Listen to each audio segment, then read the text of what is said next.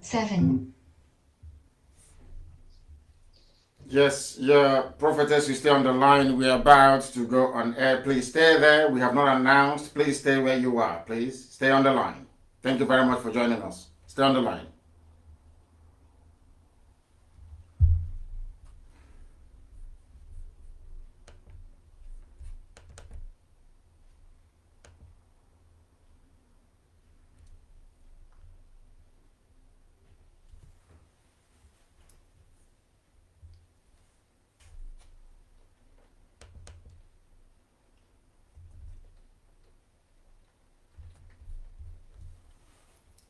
Good evening, wonderful people, great Biafrans, wherever you are.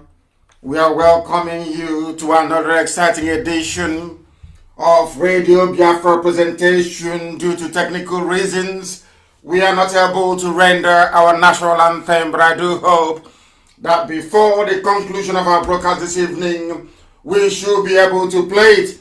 Therefore, I say good morning, good afternoon, good evening to some of you, regardless of where you are domiciled. And as I did promise you, today is going to be an extraordinary session of our live presentation. Please, if you are not close to a listening device, I will suggest you try and get close to one.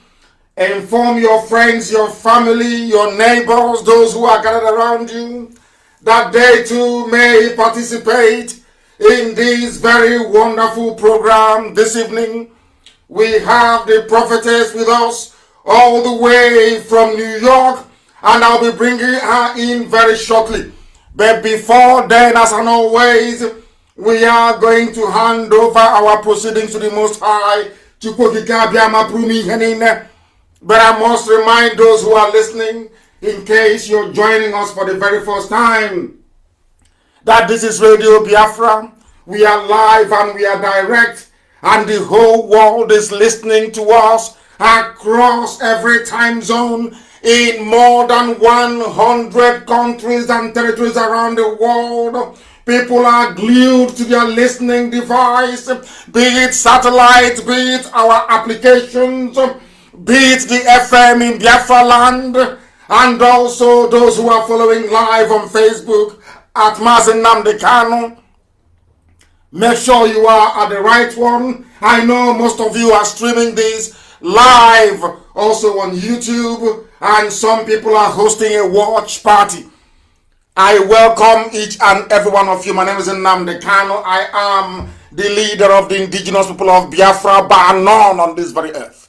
The director of Radio Biafra, the director of Biafra Television, and by the very special grace of one indivisible God in heaven, Chukwokika Biama Prumihενinem, Elohim Adonai El Shaddai, a servant of the wonderful people of Biafra. We have come that freedom may prevail. We have come that Biafra may be restored. We have come that every captive in the damnable zoological republic may be set free. We have come that those that seek the truth in every way possible shall be able to find it. And those of us who are bathed in the light of the Most High shall see the glory of the restoration of Biafra in our time, that we may praise the Most High very diligently in truth and in every honesty.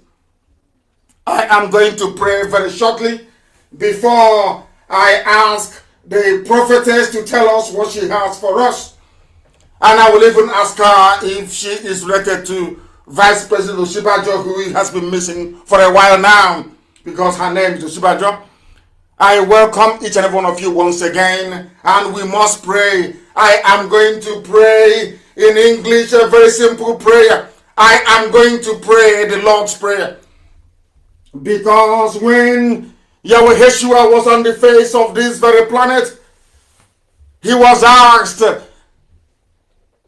please, Rabbi, teach us how to pray. And he said, our Father who art in heaven, hallowed be thy name, thy kingdom come, thy will be done on earth as it is in heaven. Give us this day our daily bread, and forgive us our sins as we forgive those who sin against us. Lead us not into temptation, but deliver us from evil. For thine is the kingdom, the power, and the glory forever and ever. He saying,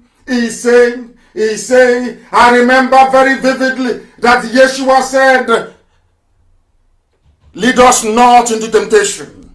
That temptation is the damnable zoological republic. And without any further hesitation, as a preamble to our undertaking this very evening, morning, afternoon, or night, it could even be your early evening, we are going to go to this woman of God all the way from New York to tell us what she has in store for us. She said Elohim gave her a message, and we want to listen to her. And if possible, I will be able to ask her some questions. Thank you very much, prophetess. Can you please hear me? Can you hear me? Yes. Yes. Thank you very much. We start once again by you giving us your name and where you're calling from, please. My name is Prophetess Oyetutu Oshibajo. I'm here in New York. Thank you very much. You're calling us from New York? Yes, my church, Light Evangelism Ministry. Church of Light Evangelism Ministry in the Bronx. In the Bronx part of New York, one of the 5 boroughs of New York, if I'm not mistaken. In the Bronx part of New York, yes. Thank you very much. And why did you decide to call me the other day when we spoke, please?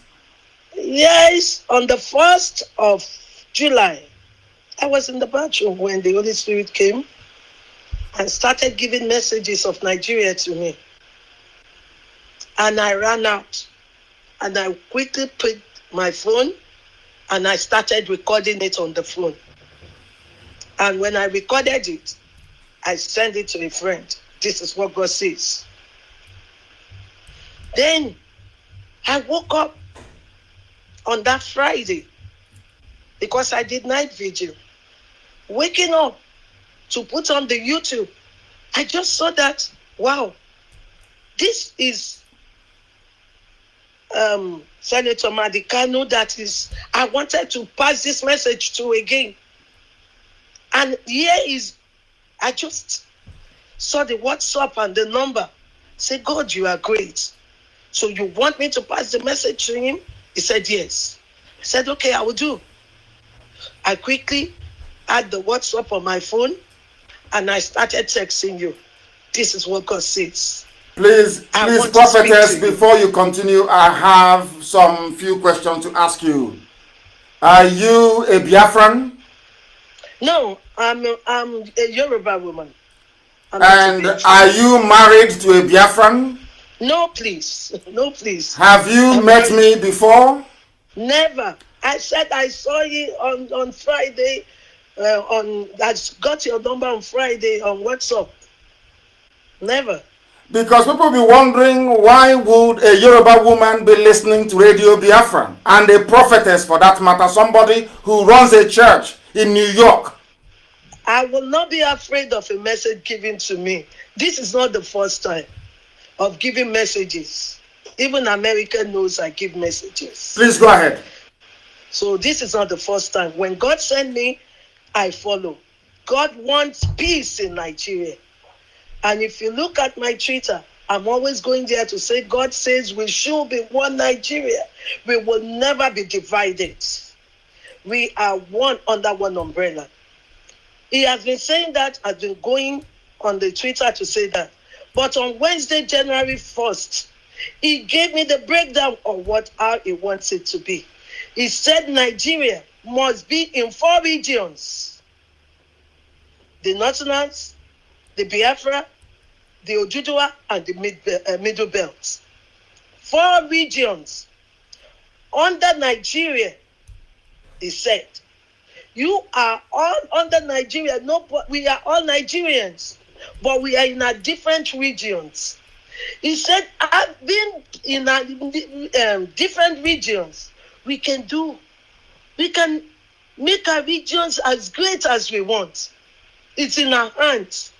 But in each region, you still have your AP, what are the names of your political parties? They are still there. We still have Aso Rock. They are still there. We still have vice presidents. And we have president and vice president. We still have our senate. They are still there. But the 4 regions will be bringing out their people.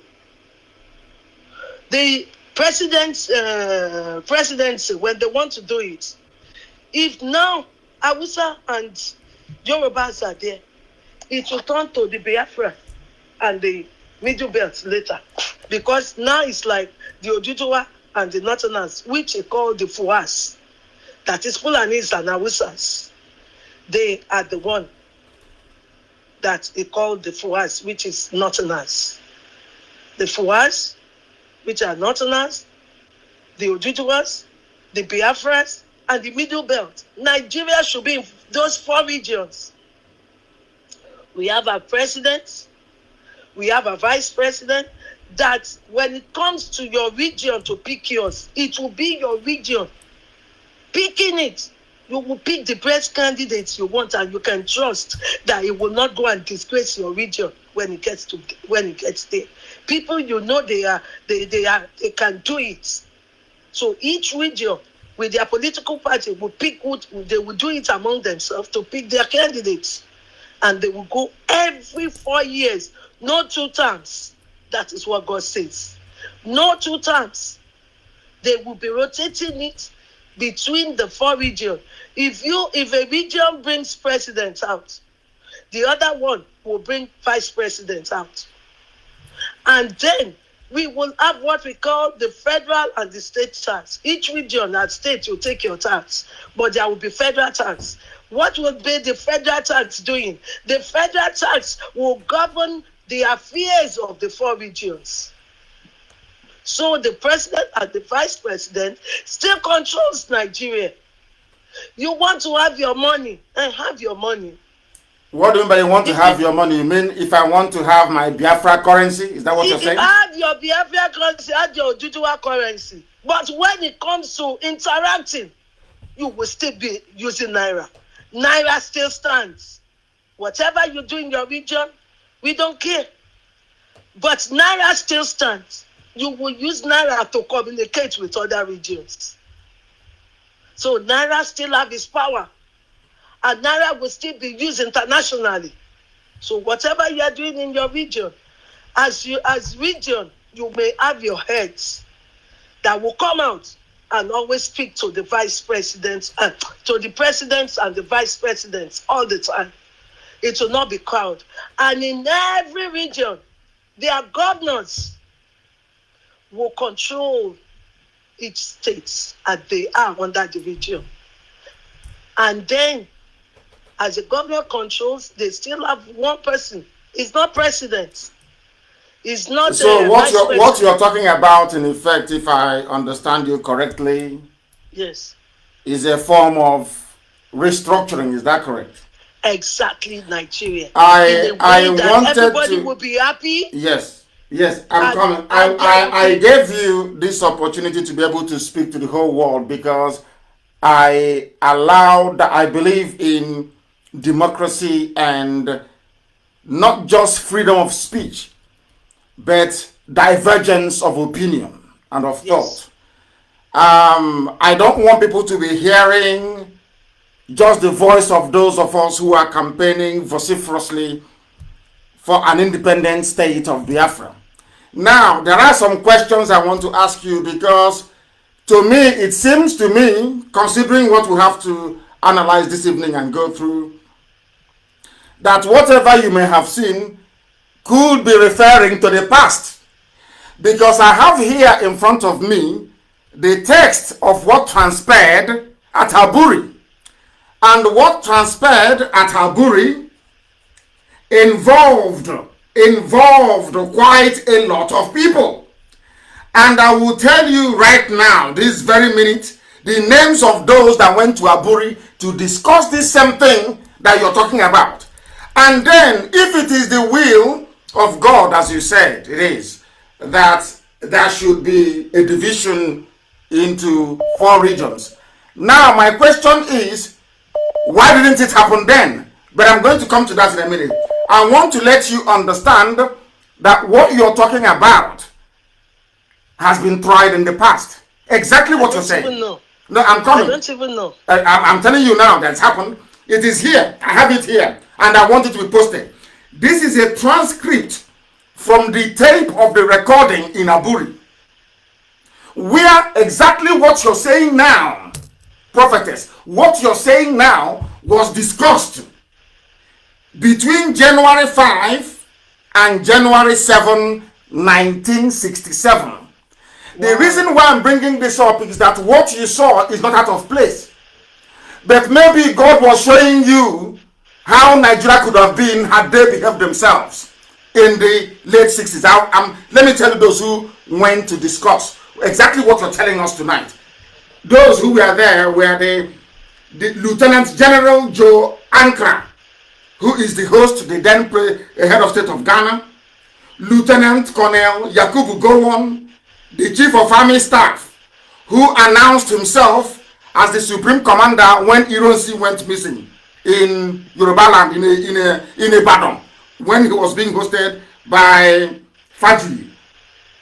Lieutenant Colonel Odumego Juku, who was the military governor then of Eastern Nigeria, Colonel Robert Adeyinka Adebayo, the military governor of Western Nigeria, Lieutenant Colonel Hassan Katsina, military governor of Northern Nigeria, Lieutenant Colonel David Ejo, military governor of Western Nigeria, Major Mobolaji Johnson, the military governor of Lagos, and also Alhaji Khan Salem, the Deputy Inspector General of Police. Also present were Mr. T. Omo Barry and also Commodore Akinwole Way, the Chief of Naval Staff. This is to tell you, prophetess, that everybody, the Nigeria you're talking about, they assembled, all of them. From Fulani or Hausa Fulani, as the case may be, from Yoruba, from the Midwest, and from Biafra. Everybody gathered to discuss this thing you're saying in Ghana between the 5th of January to the 7th of January of 1967. Now they discussed all the things that you saw in your vision or in your message. All of that had been discussed in the past. They discussed it. They sat down and they agreed that there will be devolution of power to the various regions within the country. Now I want you to go back and ask God, why did it not happen in 1967?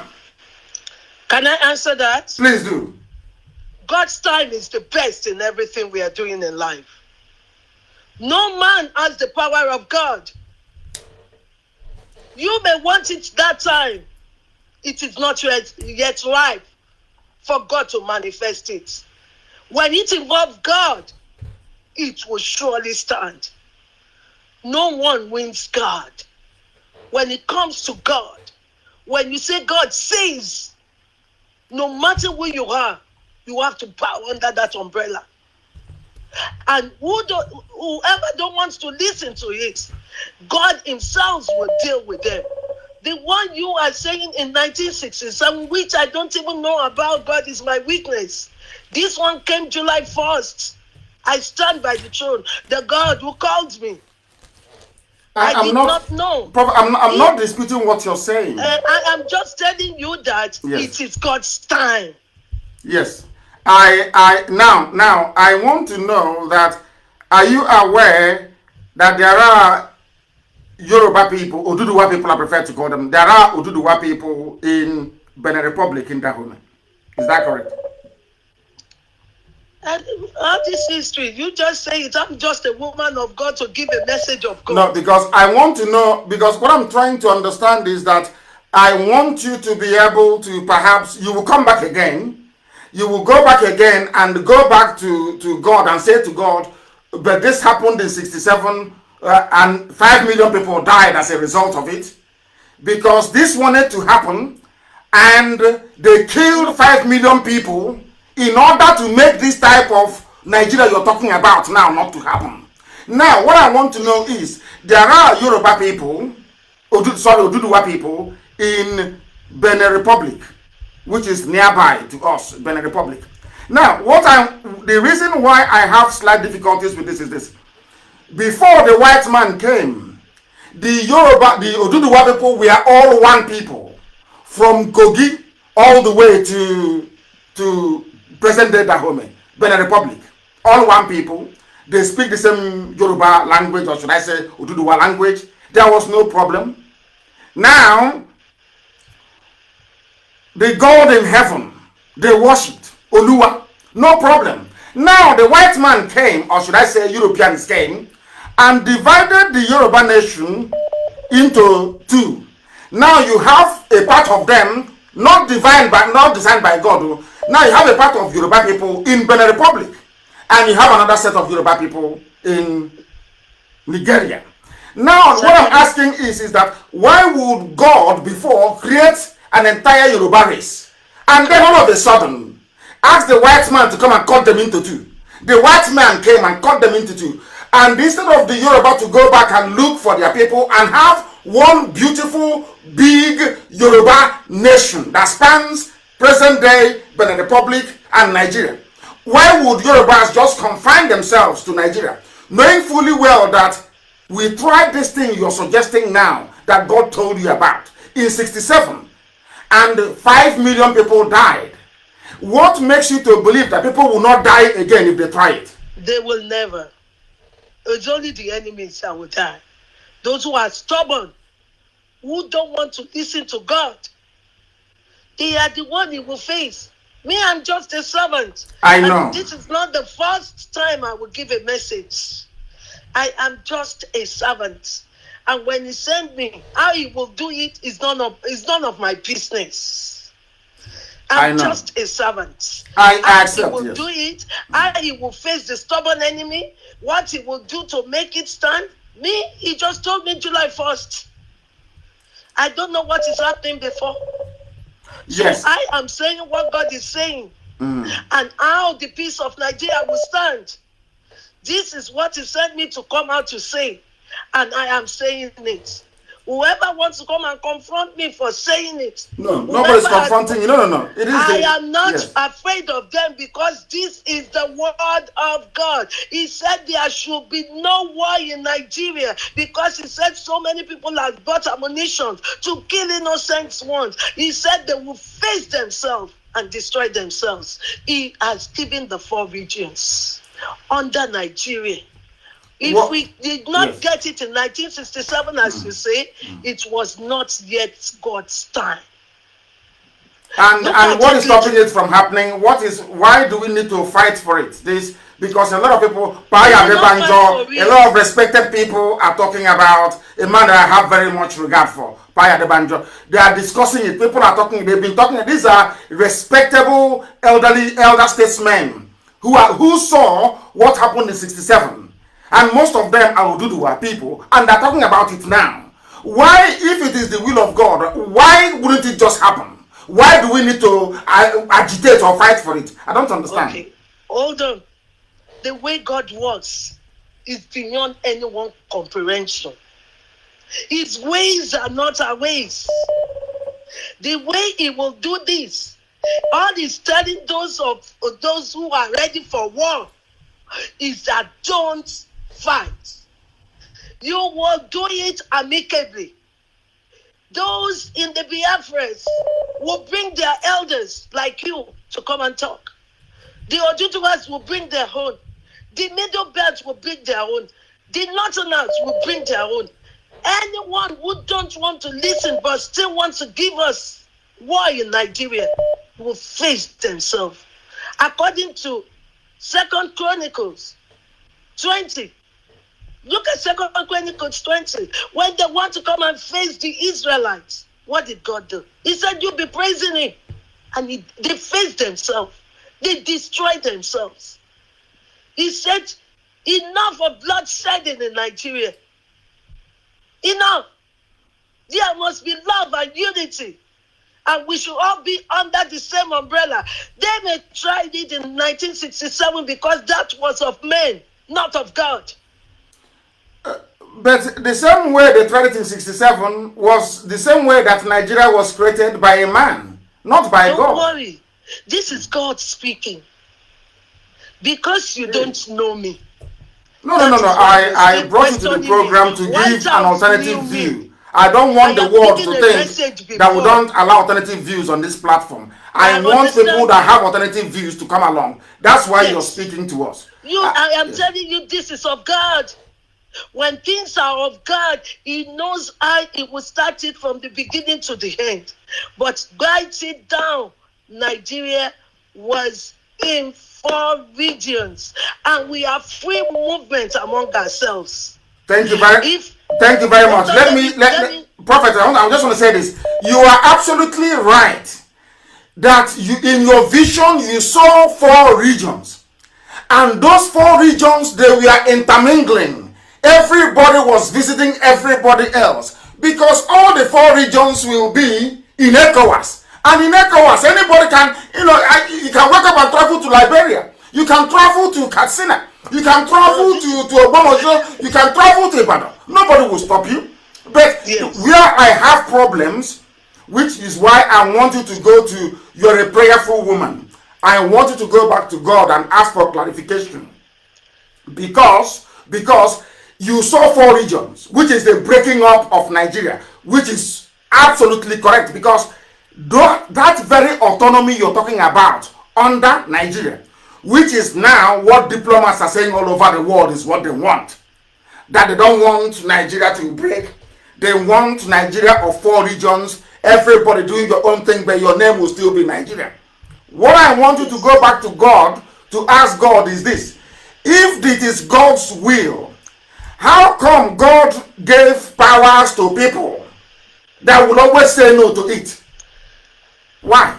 I don't understand. If it is God's will, why would God always, through the British, give powers to the Fulani that will always say no to it? Why? That was of men then. Men are ruling. Men are ruling.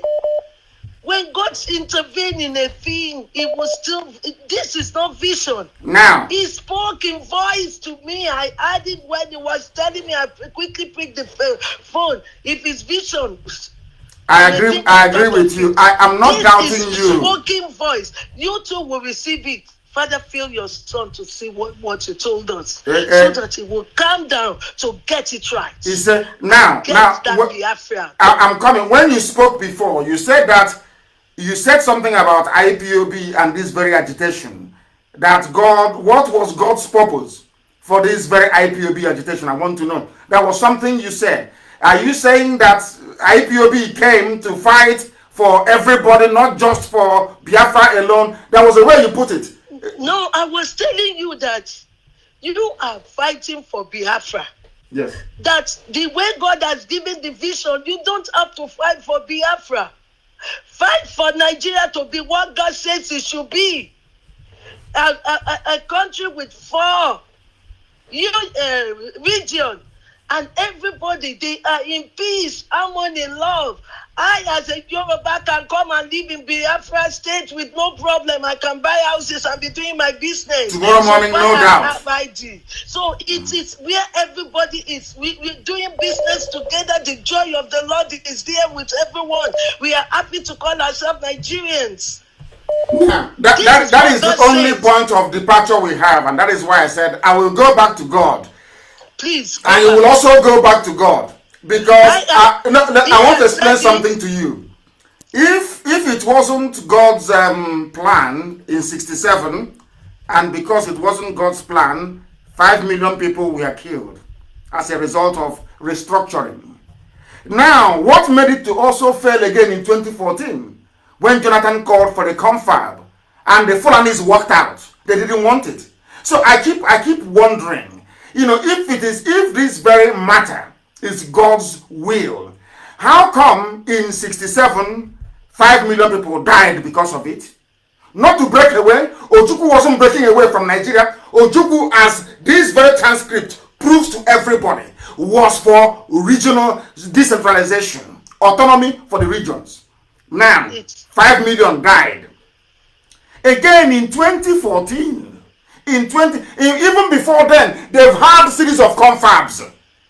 People from the south, by which I mean Oduduwa and Biafra, they canvassed for regionalization, exactly what God showed you. and the Fulani said no. So this is about the fourth time that they have said no. If somebody got them round the table and they said no, Wole Soyinka has been campaigning for sovereign national conference, maybe to give birth to these very four nations you're talking about, and it never worked. So I am wondering, in what order is God going to send angels from heaven to come and tell the Fulanese that this is his will? I don't understand it. That's why I said you should go back to God and ask him I don't need to clarify. Go back to God. My God always talk once. He has never repeated himself twice. The God I serve is the Almighty King, the King of Kings and the Lord of Lords. Of course. He No doubt has about never made a mistake. It's not a God you question. It is not a God you question. No, we are not questioning God. We are saying that the Almighty King. Yes. When he says yes, it's yes, it's yes. And it's no, it's no. He said yes now. Okay, he has said yes now. So God will now speak to the Fulani people. That is why we're trying to calm everyone that is angry down. Calm down. Let God take his place. Those who have been studying you, no. He is God. He knows how to wipe them out. Okay, so we are now hoping that God will wipe away the Fulani because they are the problem. By the time you go together, he will wipe off their stubbornness. Okay. He will visit them in his own way. He will show himself as God to them. That stubbornness, he will wipe it out.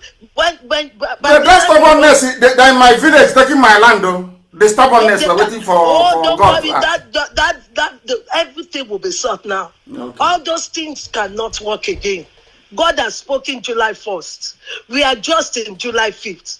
Let us see his move and his power. He is God. Okay. Thank you very much, ma'am. Thank you very much. Please stay on the line. Don't go away. Stay on the line, please. Do not go away. Stay where you are, please. Stay where you are. That was the prophetess. I think it is Adetutu Oshibajo. Is that correct? Oyetutu. Oyetutu. I'm very sorry. I do apologize. Oyetutu Adebajo, who saw a vision. The reason why I brought her to the program is that Biafra is going to be a democracy.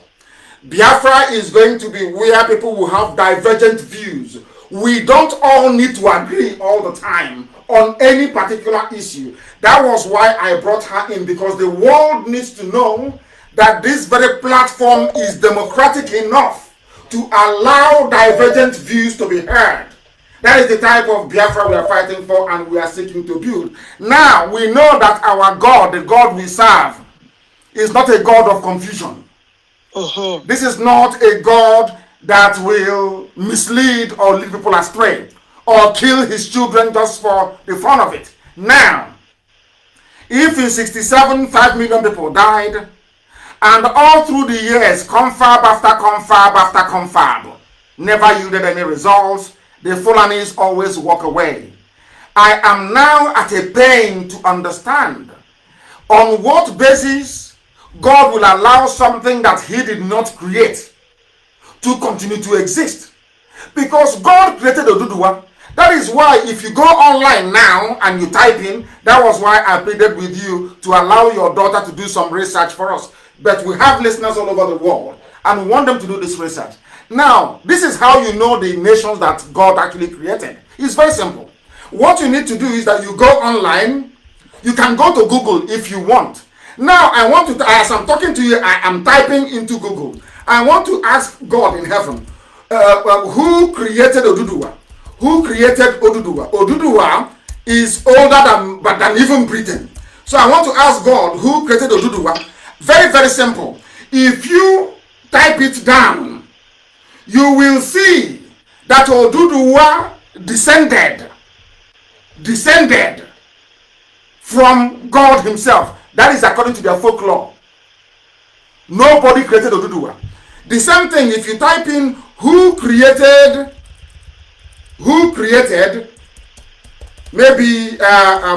England. Let us say England, for example. Who created, what I want to say is that what you saw was what God said. But the timing is not actually very clear, which is why I want you to go back to God and ask him, who created England? I'm asking. Ask yourselves again, who created England? Once again, this is how you know the nations that God created.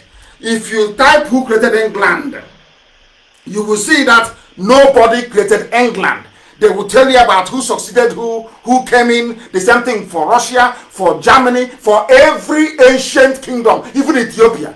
Ask yourself, who created Ethiopia? Nobody. Now, let us go and ask ourselves, who created Nigeria? This is why it is a man-made object, and why God cannot be speaking for a man-made object. I want to ask, who created Nigeria? If you want to know who created Nigeria, immediately you go into Google. It will tell you, Lord Lugard created Nigeria 104 years ago. You see my point? Lord Lugard created Nigeria. And I want you to go and ask yourself, who created Hausa people? Who created Hausa? For instance, this I'm telling you the nation that God Almighty built, not man. Who created Hausa people? Who created them? Who created Hausa? Let us go and check who created Hausa people. Nobody created Hausa people.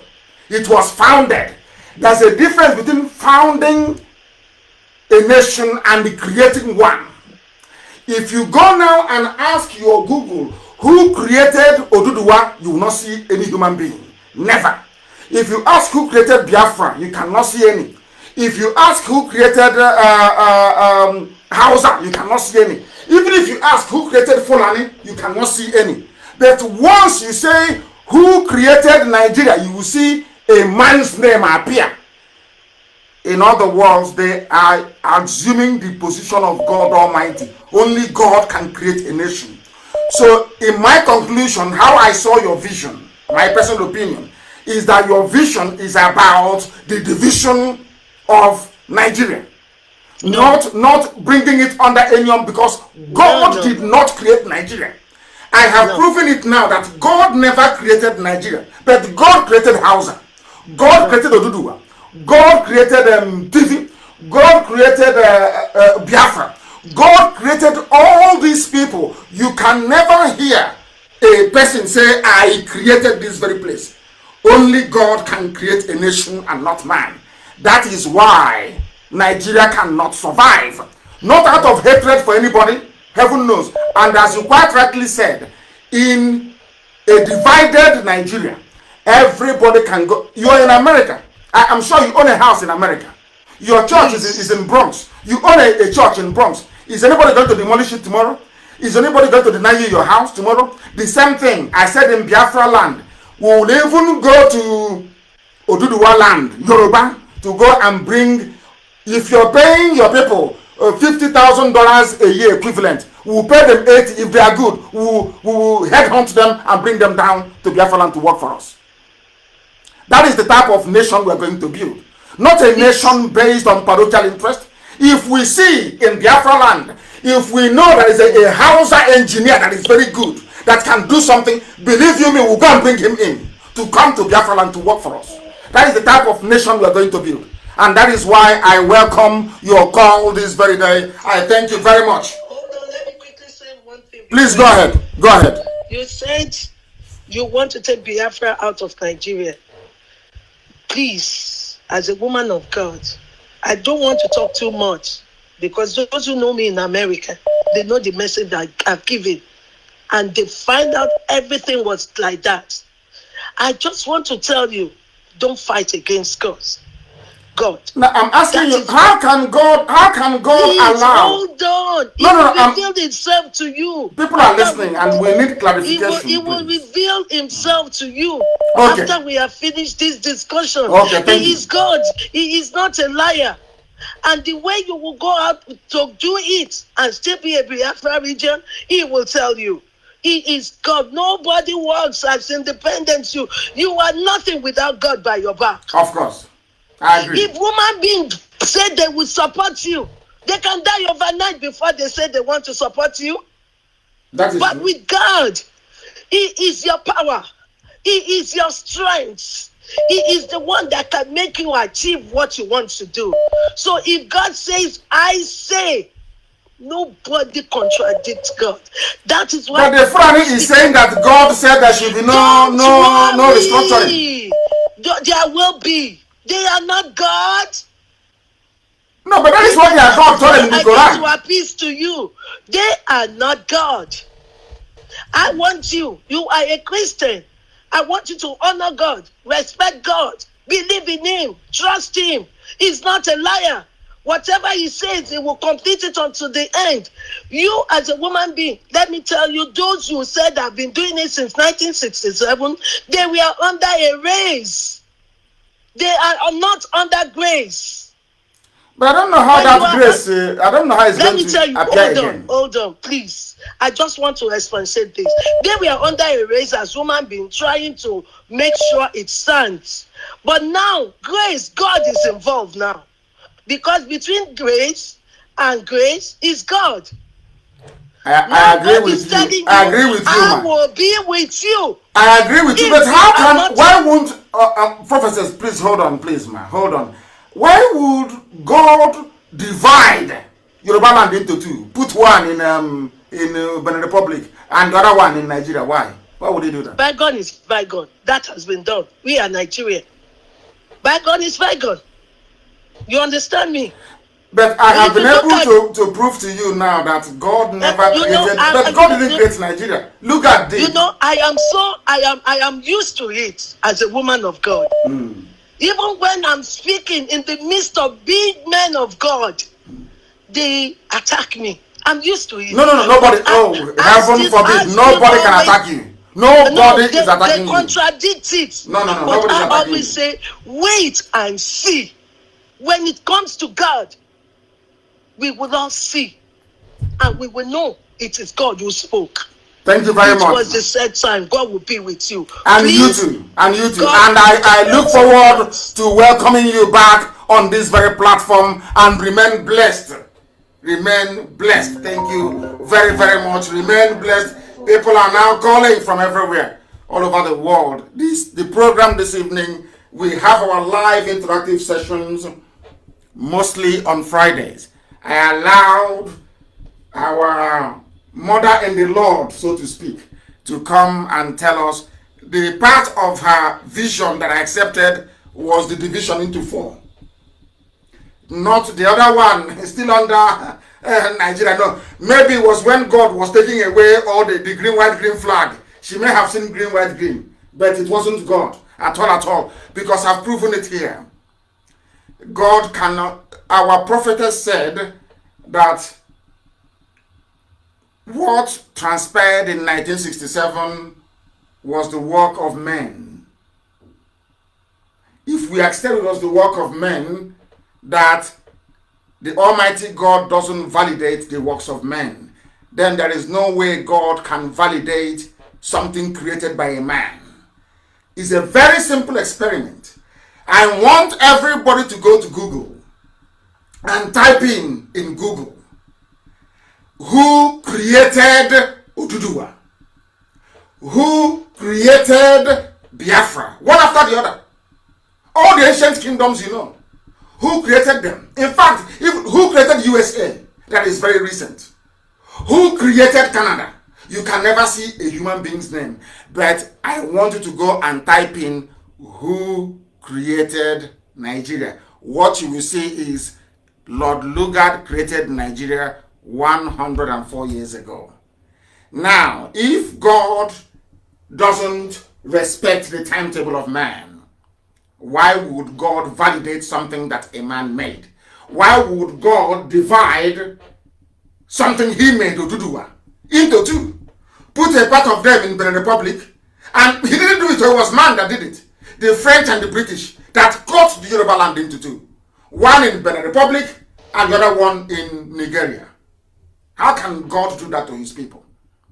And then put them together with half Arabs from Borno? How is that possible? I just want to know. I don't think the vision was complete. But she will go, I'm sure she will come back to us.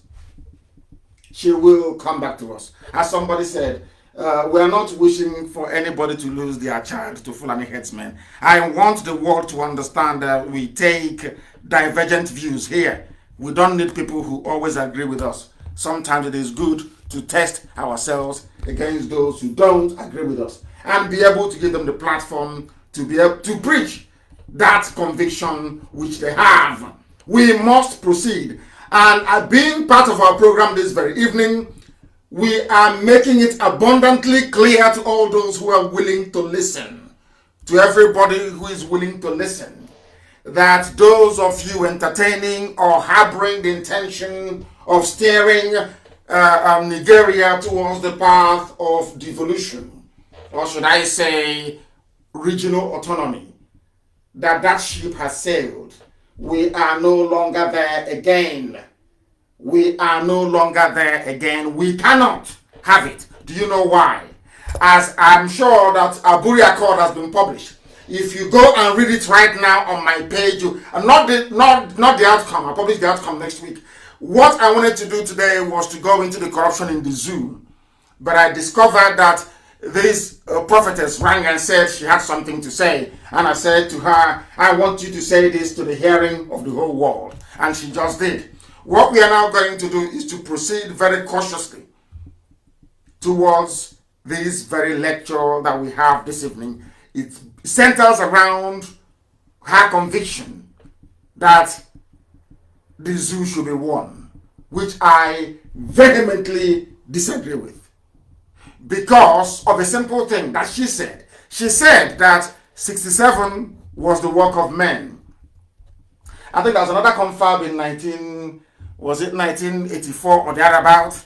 Was that the work of men? Yes, I agree. Also, the work of men, let's even use recent one, not the Abacha one. Abacha called a conference as well. Let's use the most recent one, 2014 of Jonathan's confab. So it was the work of men in 67, work of men in 84, the work of men in 2014. But Nigeria was created by a man.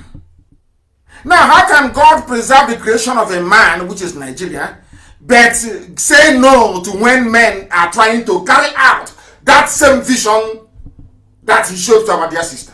That's what I don't understand. That's the only place where I am having a slight confusion.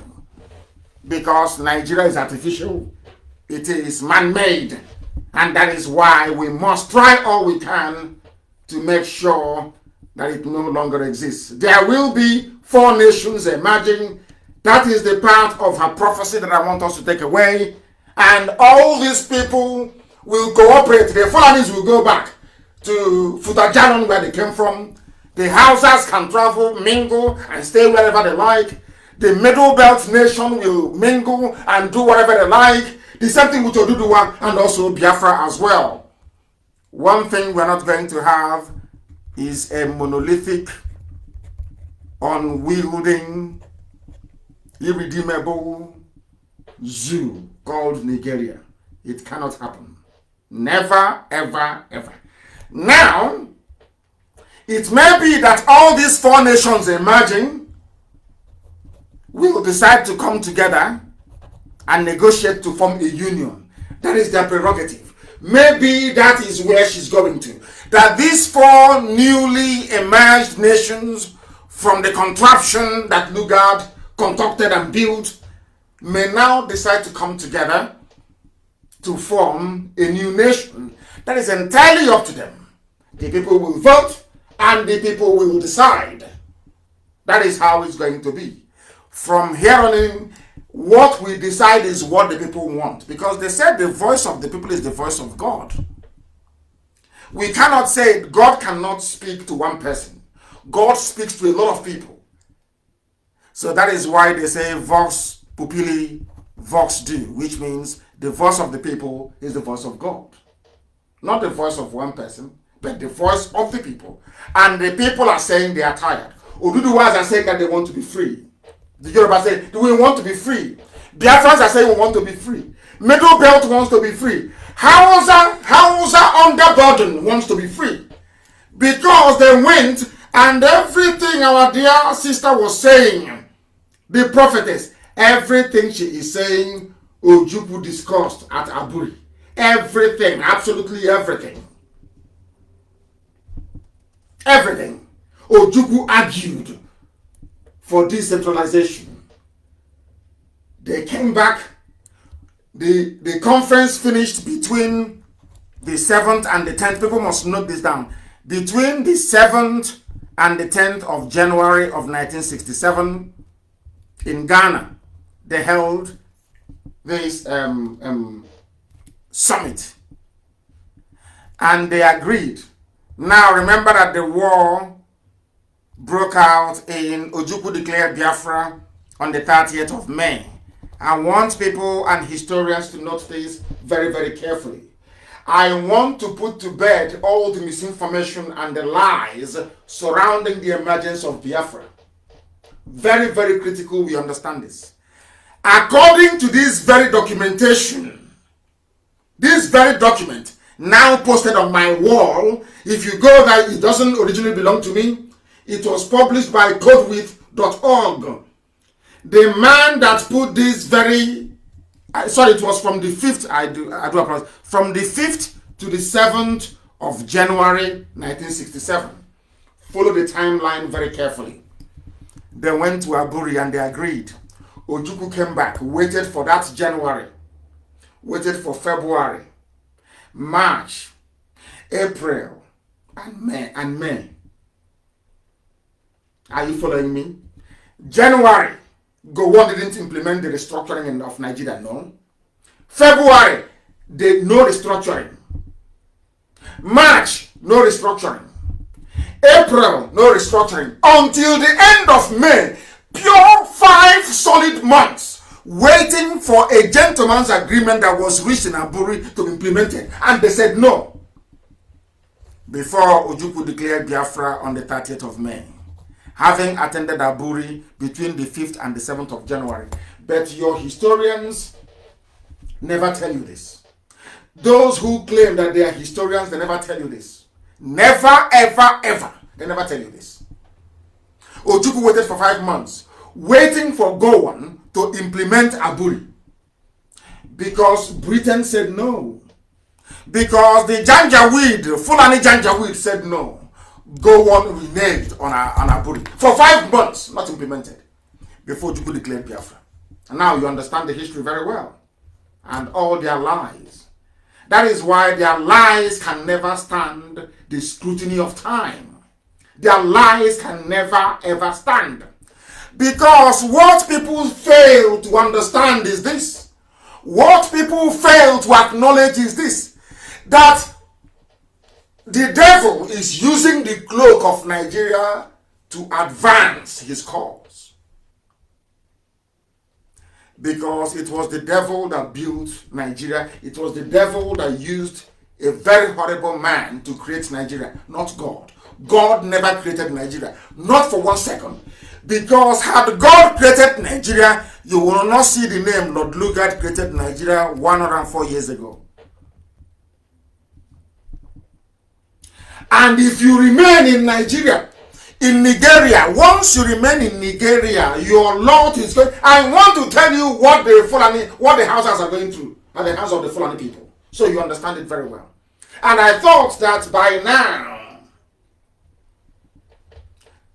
now, we would have had people interpreting what I'm saying and letting the whole world of Hausa speakers and hearers understand the importance of this very message. Now listen very carefully. Sokoto used to be called Gobe, belonged to Hausa people. The Fulanis traveled and came from all over the place, and Futo Jalon to be very precise, came and pleaded with, they said to the Hausa people, let's trade together. Let's be one. This same one Nigeria. I want you to understand very carefully. They came. After a while, they defeated the Hausa people with the help of Hausa people. I was speaking to a very important personality. Important personality yesterday. And you know what he told me? He said, I went to the north. He's from Middle Belt. He said, I went to the north. You know that thing they call Durban?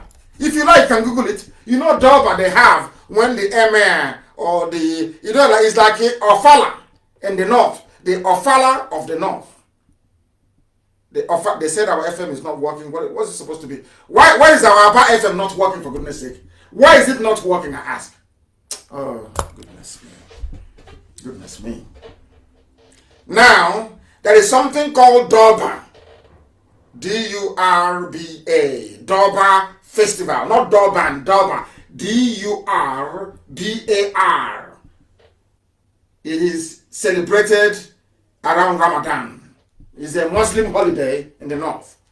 I want anybody to go to Durban in the north. You will see the light-skinned. That same thing about Black Lives Matter. You will see light-skinned mongrels, that is the Fulanese, on top of a camel or a horse. They are the royal family.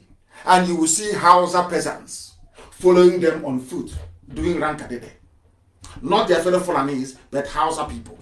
Because they conquered Hausa people. And how was it possible that a minority, the same thing the Europeans did, how was it possible for a minority, a few Fulanese, moving cattle from place to place to conquer a people with an envious civilization in Africa, like the Hausa people? How was that possible? They did it by doing what they do now. They divide you and they tell you they're bringing you something better. They're going to fight corruption. They're going to institute a purer form of Islam. They're going to take you closer to God. And you lose your land in the process. That was how the Hausa people lost Sokoto. That was how they lost even Kanu. They lost Katsina. They lost Kebi. They lost Zazzau. Everywhere they lost. Do you know how they lost it? They lost it because they campaigned against their own people. I am saying this because of the few Efulefus who think that by fighting Biafra that somehow, or talking rubbish, that they're making their lives better. They are preparing themselves for conquest. Themselves and their children and those unborn. Do you know what is happening today? I want anybody to tell me if this is a lie. The Sultan of Sokoto, where is he from? He's a Fulani man. He is a sultan in a land that belongs to Hausa people. How about the emir of Kanu, which is the heartbeat of Hausa people? He is a Fulani. How about the emir of Gwandu? He is Fulani, not Hausa. How about the emir of Kirby? He is Fulani, not Hausa. How about the emir even of Ilorin in Yoruba land? He is not a Yoruba man. The emir of Ilorin is not even a Yoruba Muslim or Ududuwa Muslim. The emir of Ilorin is Fulani, not Yoruba, not Ududuwa. The emir of Zazzau is Fulani, not Hausa. The governor of Sokoto State is Fulani, not Hausa. Whereas the Hausa is in the majority. The governor of Katsina State is Fulani, not Hausa. Governor of Zamfara State is Fulani, not Hausa. Governor of Kaduna State is Fulani, not Hausa. Governor of Kanu State is Fulani, not Hausa. Governor of Jigawa State is Fulani, not Hausa. Governor of Gombe State is Fulani, not Hausa. Governor of Yobe State is Fulani, not Hausa. Governor of Taraba State is Fulani, not Christian nor Hausa. Governor of Nasarawa State is Fulani, not Hausa. The governor of Borno State is Fulani, not even Kanuri. All the major imams in the core Sharia Arewa zone in the Sahel in the north, they are all Fulanese. There is no frontline imam that is a Hausa man. Now do you understand? Now do you understand what they have in store for you? The more they preach one Nigeria under one unity, the more they enter into you and take you over. They came to Imo State. They could not impose a Fulani man in Imo State. They got the next best thing, which is Hopo Zarima. Their stooge and their slave. Their stooge and their slave. Such people can never ever out in this life earn or have our respect. It's impossible. You have come to do us harm. You are working for the enemy. You have come to destroy the children of light. You can never, ever, ever, ever earn or deserve or merit our respect. All the emirs in all the northern states are all Fulanis, not Hausa. Because the Fulanis killed all the Hausa kings, killed all the high chiefs, and replaced all Hausa kings with Fulani, either as a sultan or as an emir. There was a genocide in the north as well. The first victims of Fulani genocide were the Hausas.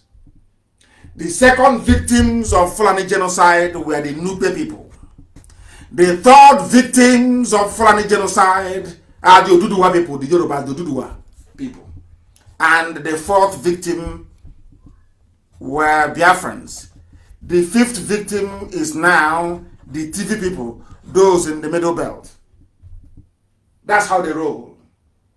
And they are managing to do all these things before, when they were slaughtering the Hausa people or their kings with the help of their fellow, with the help of the Hausa peasants. They said they were bringing you a better Islam, fighting corruption. When that one finished, they now came down to the Nupes, slaughtered them. We are bringing you better Islam. When they went into Oduduwa land, slaughtered them in the Lorraine and took their land, until the Yoruba, the Alafin of Oyo, ran into the forest. Because the Fulani cavalry, that is men, fighting men on the back of a horse, could not fight in a tropical region. That was the only thing that saved the Oduduwa kingdom, the Yoruba race. If not, by now, they would be like a Lorraine people. Do you understand it? Do you understand? They tried it in Egala, they succeeded. As I said the other time. Do you understand the mess you're in? All of you toying with this one Nigeria garbage. Do you see the mess you're storing up for your children? All of you should go and write a book, a memoir, saying, oh, I wanted to be in one Nigeria. The Fulanis are coming. Because those who ignore history have a way of repeating it. That's what I've always argued from day one. If you ignore what happened to the Hausa people, what happened to the Birom people, what happened to the Nupe people, what happened to the Bachama people, what happened to the Bagi people, what happened to Yoruba people, you also will be consumed. You will be swallowed. And our history in the next 50, 60 years will be that of the history of Hausa people that own Sokoto. Yet, there is nothing there for them. Is that the type of life you want for yourself and your children? Is that what you want? Now you understand what we are fighting for, or should I say, what we are fighting against. The time now is 2 minutes past 8 p.m. in the evening in the blessed land of Biafra. The same number of minutes past the top of the hour, regardless of where you are. And the person who kindly composed this very damage the Fulanis have done to the houses is Okoye Vincent, and I thank him very much for that. He titled it The Bitter Truth, and I want it to be published everywhere. That so when you're talking about your one Nigeria, let's have one Nigeria, let's have one Nigeria and have regions in. I want you to know what awaits you and your people. This is how the devil works. This is the work of they blind you, the devil will blind you, so you can no longer see very clearly. So you can no longer see clearly. These are the things that you must understand. Please, you shouldn't, some of you should not speak ill of the prophet. That was the vision that she saw, and she's within her rights to share it with the rest of the world. That is why democracy and freedom of speech is a very good thing. You demolish people with the strength of your argument, the superiority of the reasons and the way you marshal them. Please, she is more than entitled to her opinion. If you say that God created Nigeria, you ask Google, who created Nigeria? It's only if you're telling me that a white man is God, if you're telling me that Lugard is God, then I'll believe you. Because it's there in black and white. Who created Nigeria? Lugard did in 104 years ago. That tells you all you need to know. If you don't want to be like the Hausa people, if you don't want the fate that befell Hausa people to befall you, then you must campaign to go back to where you come from. Everybody must. Where were you before the white man came? Who were you? What sort of political union did you have before Lugard came and named you Nigeria? Who were you? Or are you trying to denigrate your history? Are you trying to dismiss who you were, your identity? Then when a white man treats you bad, you start complaining about racism.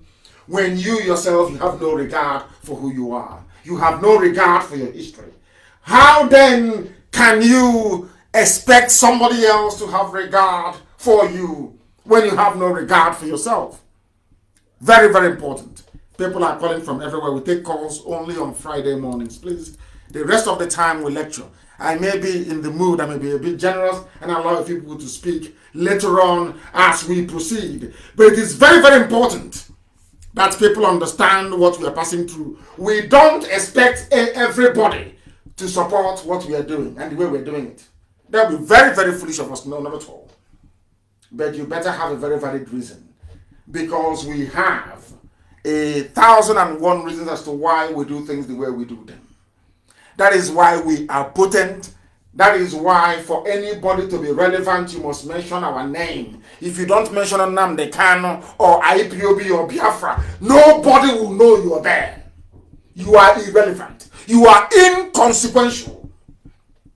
For you to be relevant, there are 3 names you must mention. You must mention IPOB. You must mention Biafra. You must mention Nnamdi Kanu. If you don't mention any of these 3, you are nobody. You cannot generate traffic. Nobody will know who you are. That is the strength of the hold we have over you. That is how strong we are. That is why I keep saying we don't expect everybody to support Biafra agitation. Some people will behave like Hausa peasants. They will see danger coming, but they cannot read it until it's too late. That is why today you have a handful of Fulani people ruling and subjugating Hausa people. That is why they made them Janjaweed, they made them Alamajiri. That is how sad things are. Unless you want that type of future for your people, then you must support this very agitation led by IPOB. Because earlier today I had a meeting with very important people in our land. Very, very important. You know, people have views and opinions, and I allow people to hold whatever view or opinion that they feel comfortable to hold. It is entirely up to them, their prerogative.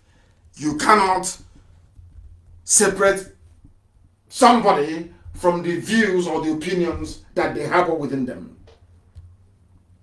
That was why earlier today, before I came on air, I was in a meeting with some very important people.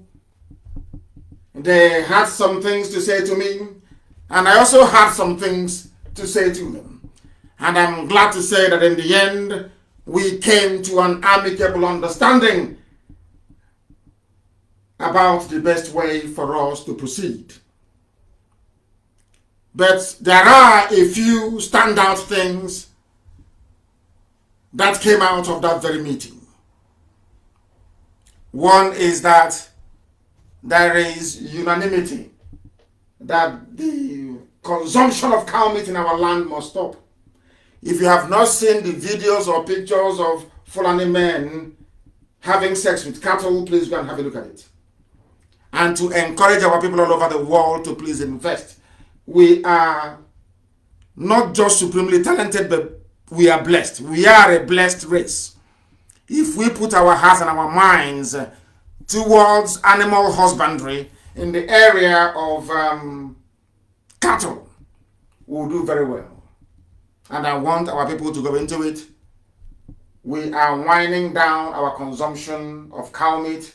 Let us see the reason and excuse that we have to come into our land to slaughter our people at will. To slaughter our people at will. That is not going to happen. It will not happen. So we are running down the clock on the consumption of cow meat. Very, very important that we pay attention. The more cow meat you eat, the more you are not just endangering your life, you are putting the rest of our people in jeopardy. Because if nobody buys their cattle, they will not come. Very, very important you understand this. Please. That was one of the major outcomes of our gathering today, and we are concerned, and rightfully so, I presume, about how we respond to those who disagree with us. They want us to take it easy on those who disagree with us. And I said to them that I will do everything within my powers to ensure that that is the case. And there are people that we are the ones who are hurt because we are the ones that they conspired against to kill. They came to kill us. They conspired to kill us.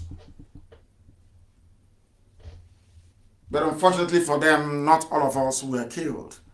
So I have taken on board what they have said because they are men and women that I have a lot of respect for. And going forward, we shall seek a very amicable way for those who may disagree with us in public to be able to voice their opinion without antagonizing those of us who are in very massive pain. That was my assurance to them going forward, and we intend to keep it. We intend to keep it. No consumption of cow meat in our land. It is going to be phased. It's something we are used to from childhood. So it's going to take a while for those local farmers to be able to bring their meat on board. Very, very important, please. Now, those who are complaining that we insult them, that we are not very respectful, should look at what is happening in the north. Should look at what happened in Oduduwa land. And understand that if you have a contrary opinion about Biafra, if you don't believe in IPOB and Biafra agitation, please keep your mouth shut. Because if you voice your opinion and we consider that your opinion to be an insult, then you will not be spared. So the best thing for you to do is to just shut up. Keep serving your janjaweed, your Fulani masters, and nobody will talk about you. But any day you come out to say any garbage against IPOB or Biafra, you will be torn to pieces. Keep your mouth shut and nobody will talk about you. Keep your mouth shut and there will be no problem.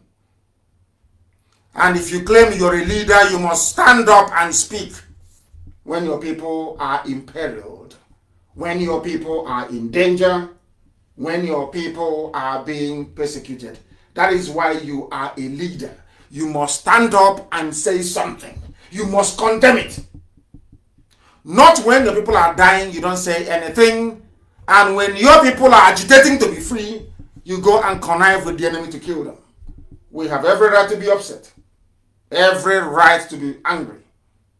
But of course, we do understand where we come from and the need to be circumspect. And that was what I assured them.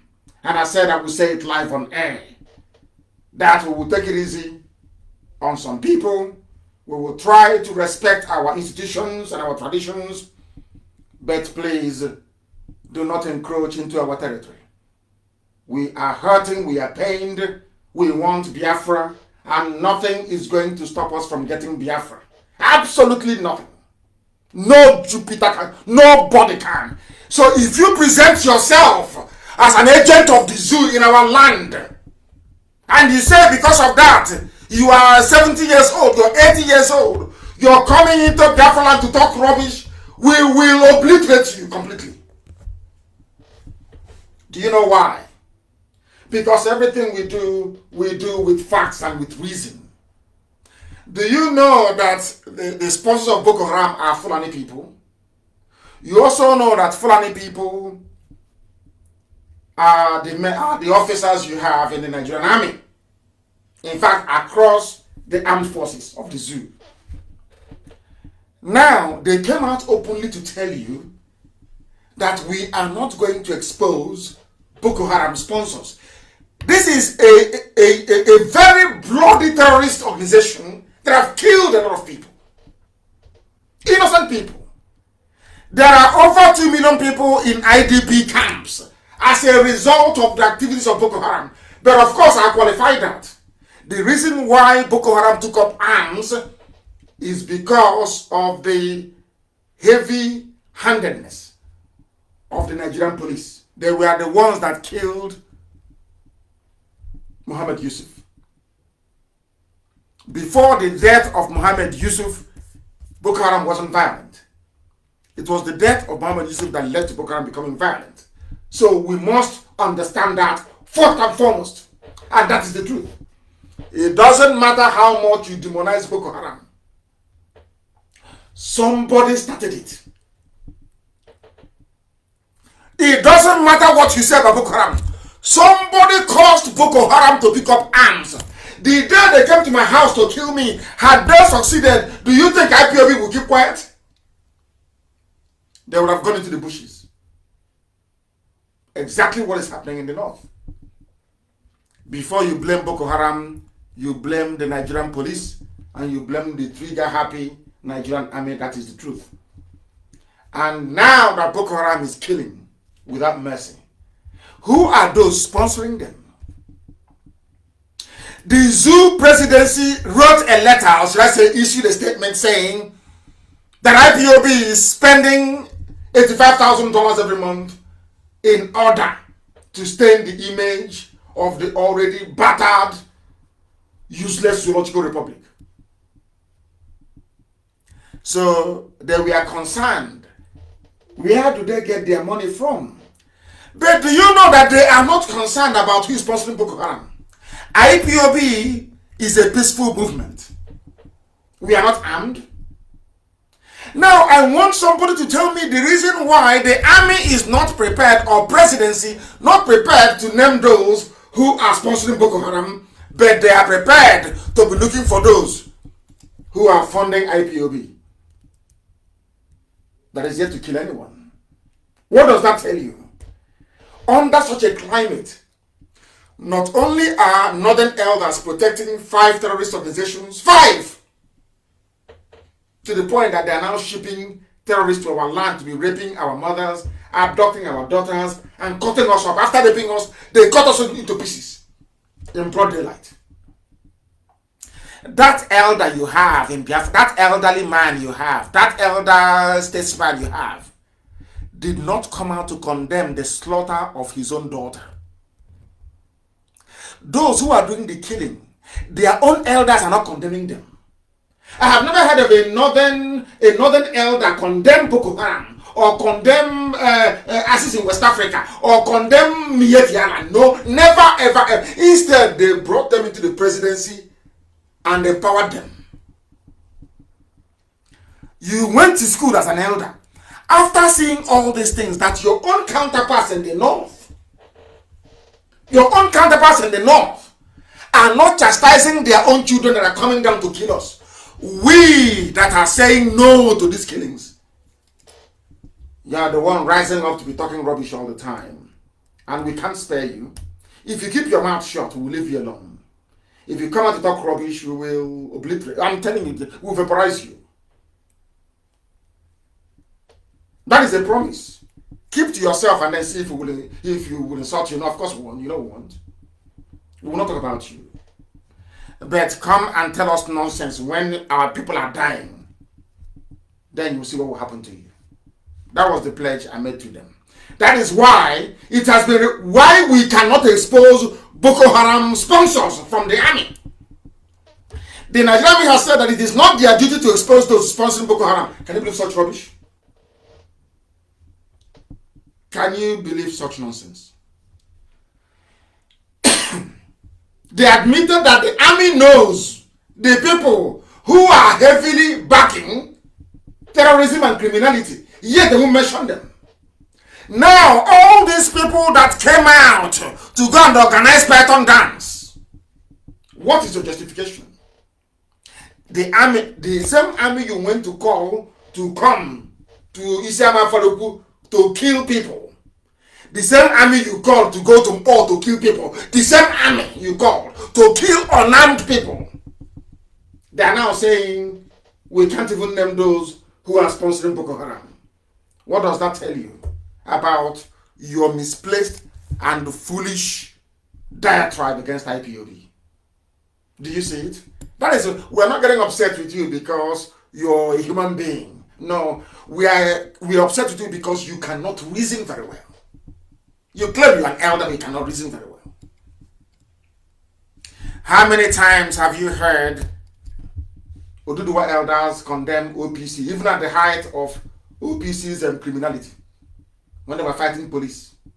How many times, I ask you, did an Oduduwa man, an elder statesman from Yoruba land, stand up to condemn OPC? They were fighting police in Lagos. True or false? It's only you people that have mouth. It's only you that can write. Stay on your own and we'll leave you alone. Write rubbish and we'll feed you to the vultures. Simple as that. It's because we leave you alone. That is why every idiot comes up and they talk rubbish and they go away. They talk nonsense and they why?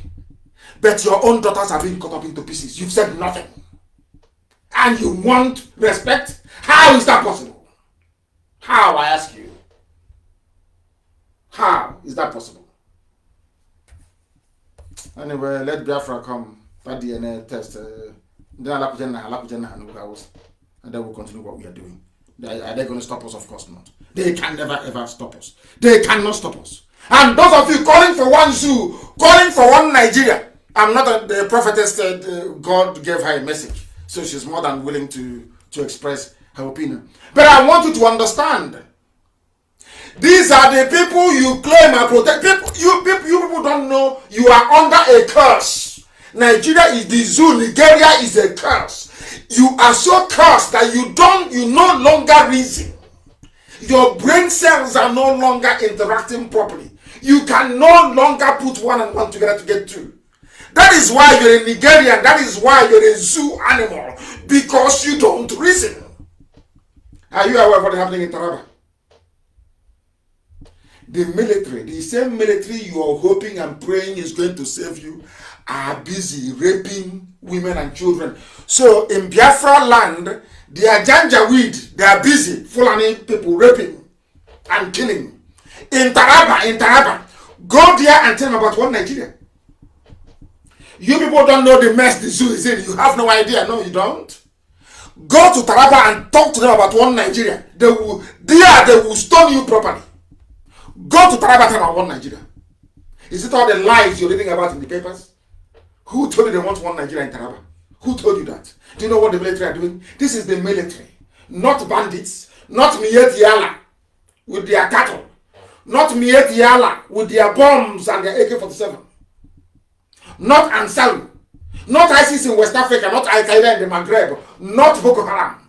This is the military. So in Taraba State, they are under siege. Everybody is killing and raping them. Army is raping. Janjaweed is raping them. Bandits raping them. Miyet Yala is raping them. Everybody is a rapist in Taraba. It is here. According to TV people. These are the people that said no to restructuring in 1967. They said no. Ojukwu was speaking all the grammar in Aburi. They said no. TV people said no, we don't want. We must kill Biafra. We must kill. Today they are crying. I said to you here on this hallowed platform that everything that Biafra endured, everybody will go through it. Turn by turn. Go on, how far? Go on, how far? How far today? Let me tell you what is happening between the military and people in Taraba State, so that you can weep for one zoo, one Nigeria. That is why when I see people talk about one Nigeria, I don't know what to do. To be honest, the prophetess is I just left her because she preaches the Bible, so I just left her. If it was somebody else, I will. Honestly speaking, if they hear my name next time, they'll run away. I want people that is talking about one Nigeria. I want to let you understand what is happening in Taraba, so you know. Because sometimes you don't know. So you know, you understand the mess you're into in the zoo. Some of you do not know the mess you're in. And where is even go on from? Where is it from? Which tribe is it from? That some people, we're waiting for them. He's from a place called, Kanke, whatever that. He's an Angas, or Angas, in Plateau State, very close to TV people. Angas. He was the one they used to kill people. Today, his village is also under siege by Fulani headsmen, but he can no longer speak. He can no longer speak. The TV leaders or TV people from Taraba State, under the aegis of Thief Cultural and Social Association, have accused the military, Nigeria's military, accused the military that they posted the military to come and stop the Fulani Janjaweed from ethnically cleansing TV people from Taraba State. But do you know what the military did? This is Zoo newspaper. This is a Nigerian newspaper, please. They are saying here that they have now accused the military, posted to bring peace in Taraba, of raping their wives and daughters, also destroying their properties in the name of manhunt for bandits in southern Taraba. You are a Christian in southern Taraba.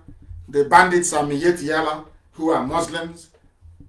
You are attacking and raping Christian women, destroying their homes and property. This is from the army, or not anybody else. From the army. Raping women, destroying properties in Taraba State. Nigerian army. And people have faith in one Nigeria. I don't know the type of planet that these people can. I have no idea where they came from. And they say, oh, we don't want to fight a war. Nobody wants to fight a war. But sometimes, you're telling me you'll be in your house, somebody will come in, knock on the door, as they did to that woman, take your daughter, take your mother, and be raping your mother outside. And you'll be quoting the Bible. Is that what you're telling me? Is that what you're telling me? Nigerian soldiers. Is that our armed forces? Our armed forces. They are busy raping women in Taraba. Nigerian armed forces. Busy raping rapists. They are. After sleeping with cattle, they sleep with human beings. They have all now been diseased, of course. They've got diseases. Haven't you seen them sleeping with cattle? These are terrorists that they free, they rehab. The only place in the world you bring out a terrorist, you give him army uniform with AK-47. What do you expect? What do you expect, I ask you? What do you expect? What do you expect, I ask? You're telling me you believe in one Nigeria. In one Nigeria, my foot. One Nigeria, my foot. And my happiness today is that after listening to us, the Hausa people are fighting back. As I speak to you now, the people, they listen to everybody, listens to Radio Biafra. They are now fighting back in the north. Enough is enough. But now, imagine this thing had happened in Biafra land. In a place called Zango Kataf and Karolo government area of Kaduna State. They are now facing the Hausas, they are now facing the Fulani people. And the Fulani are claiming they lost 99 people there. I am telling you, if it were some of our elders now from Southern, if we do the same thing to them now that the Hausas have done to the Fulanis, hey, you will see your elders. Hey, stop them. These children, they did not see the war. I am 53 years old. These children, they didn't see the war. They have done nothing. Hey. Have you had any elder from Zango Kataf talk rubbish?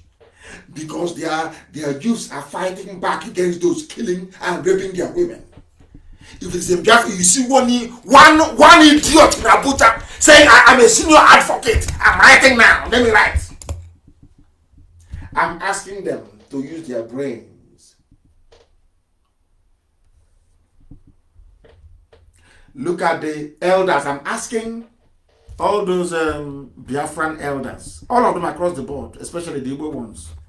Have you heard anybody now from Zango Kataf Southern Kaduna, complain about the fight back of their people against the Fulanis. If it is you, you come out with yapping rubbish, as always. Doing Facebook video, talking nonsense, as always, and as usual. And you want respect. You've got to be dreaming. Keep your mouth. If you have nothing to say, just shut up and watch us liberate you from your misery and stupidity. I keep asking them, is there anybody behaving himself that we have ever insulted? If you behave yourself, how can we insult you? It's only when you bring yourself out as somebody, then we'll tell you where to sit immediately. There's a place called Atiak Chiefdom in Zango Kataf and Sam Chiefdom in Kauru, where between June 11 and 13, a corpse of a man was found in a farm in a dispute that claimed the lives of 448 cows. They took the war to the Fulani people. And now they are running away. That's how you, if you keep the one Nigeria, the police that are unarmed that are raping people, is who you're going to call. They think we are foolish. Of course we are not. And can never ever be. And too many calls today. I will try and round up very quickly, maybe take some of your calls. Some of you are calling so much. So much. You are talking about restructuring. Let's restructure. You did not restructure in 67 when every part of the zoo was represented in Aburi. All of them, all the leaders were there. They agreed.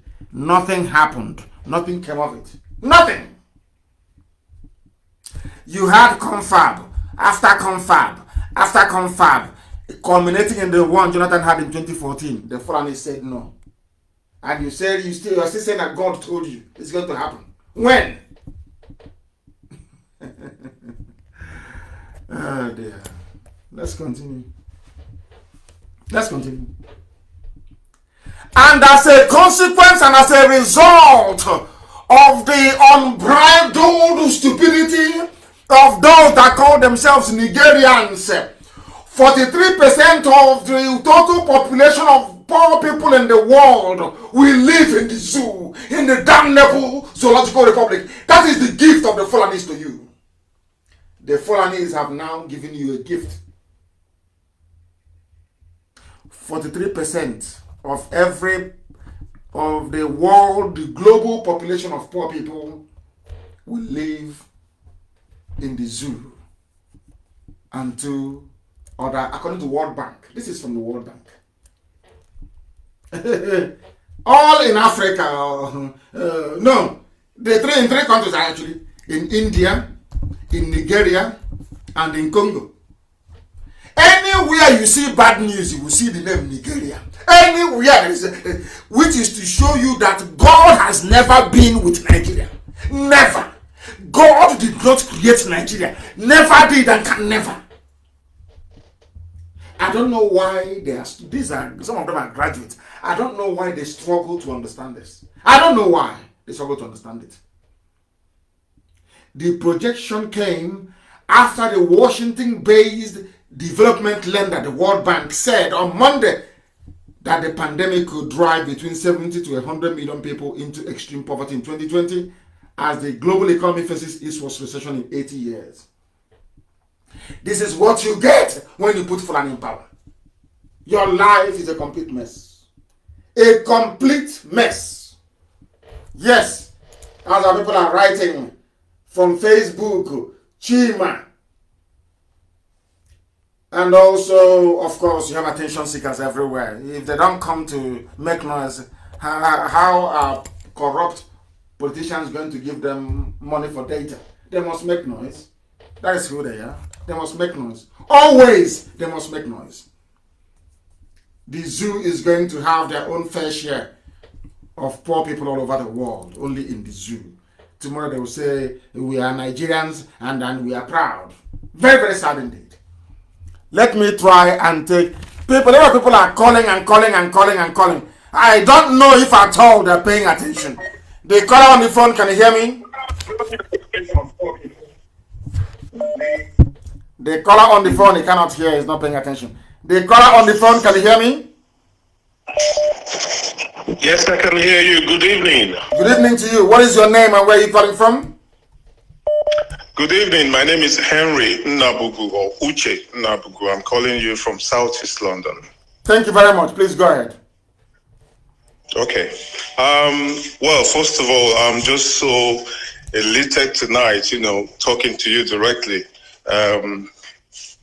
Nnamdi Kanu, you've been a very big inspiration, and what you are doing at the moment is what I have always grown up dreaming to do. And but God has called you, and all we have to do is to support you.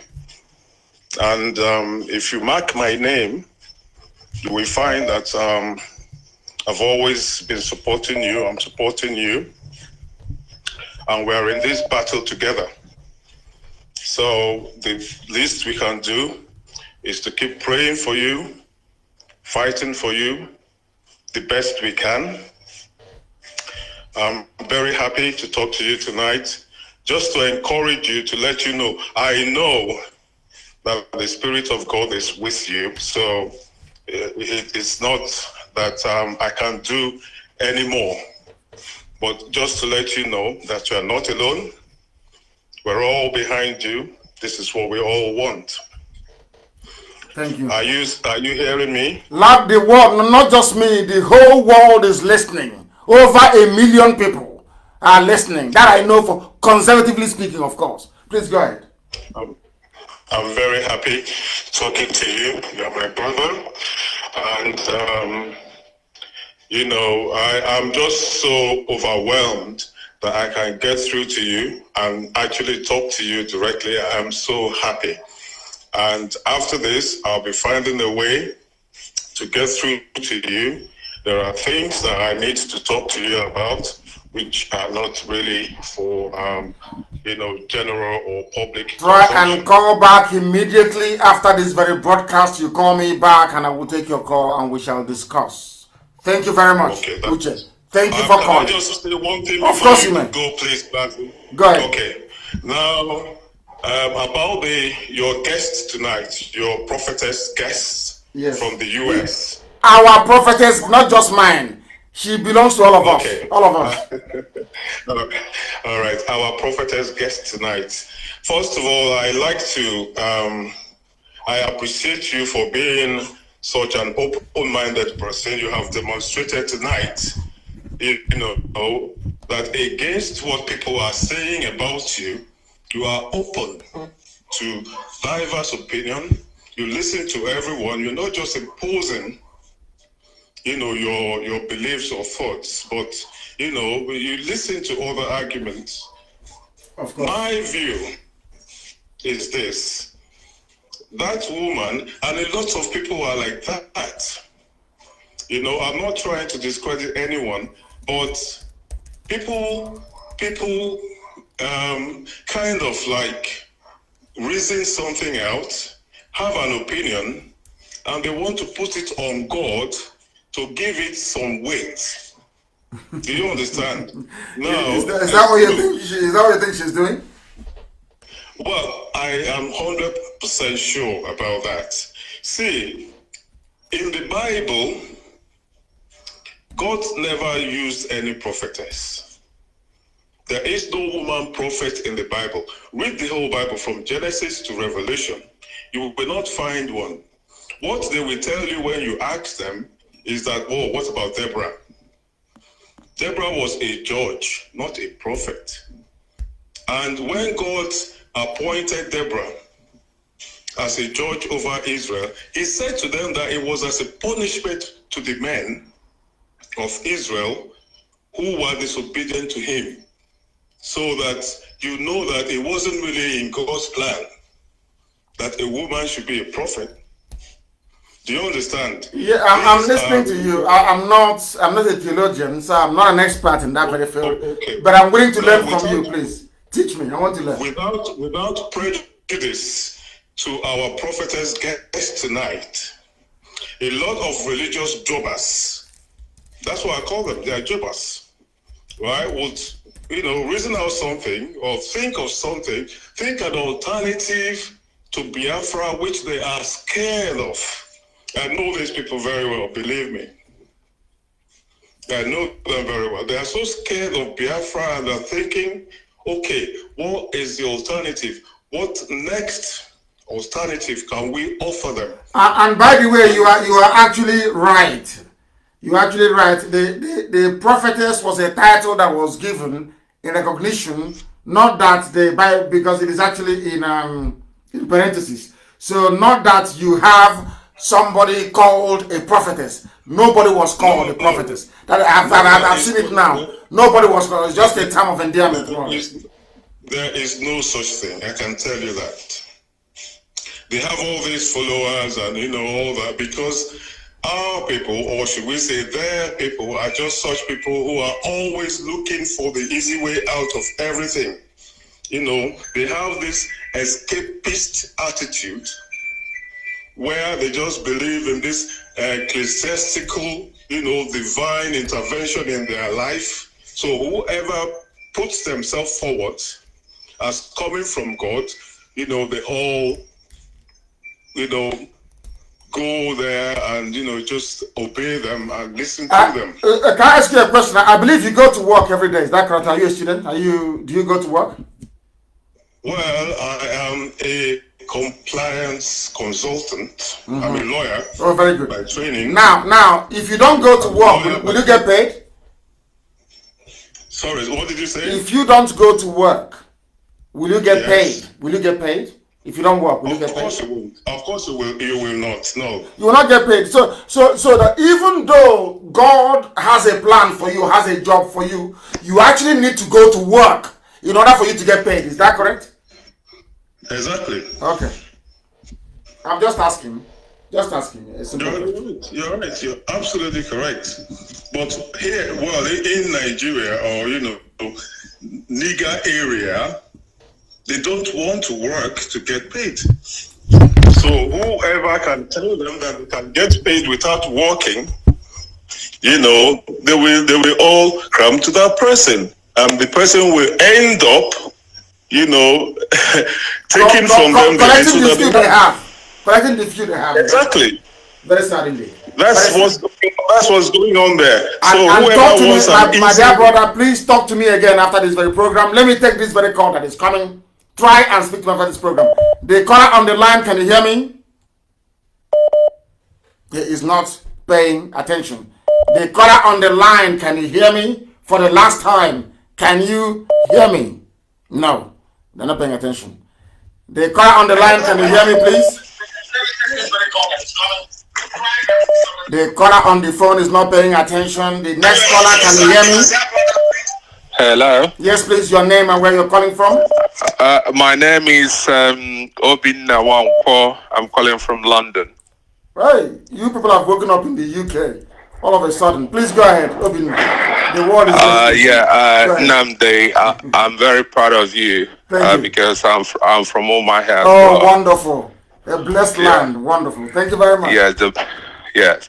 I'm very proud of you. And just in continuation to what the earlier caller said, that woman has Rasputin spirit. They always go. Please take it easy on her, please. I happen to I don't know. She came and she spoke very well, so I do have this. The Rasputin spirit I'm referring to is those who go to the Tsar. Always they have something from God, and that shouldn't be the case. What we are pursuing is logical, is straightforward, is 1 + 1 is 2. Yes. That is what we are looking at. It's not what God is going to do. God is not going to miraculously. Freedom is free. But in the history of mankind has fought for freedom at each point. However, it's free. But we must fight. Okay, you're saying that freedom is free, but you still have to fight for it.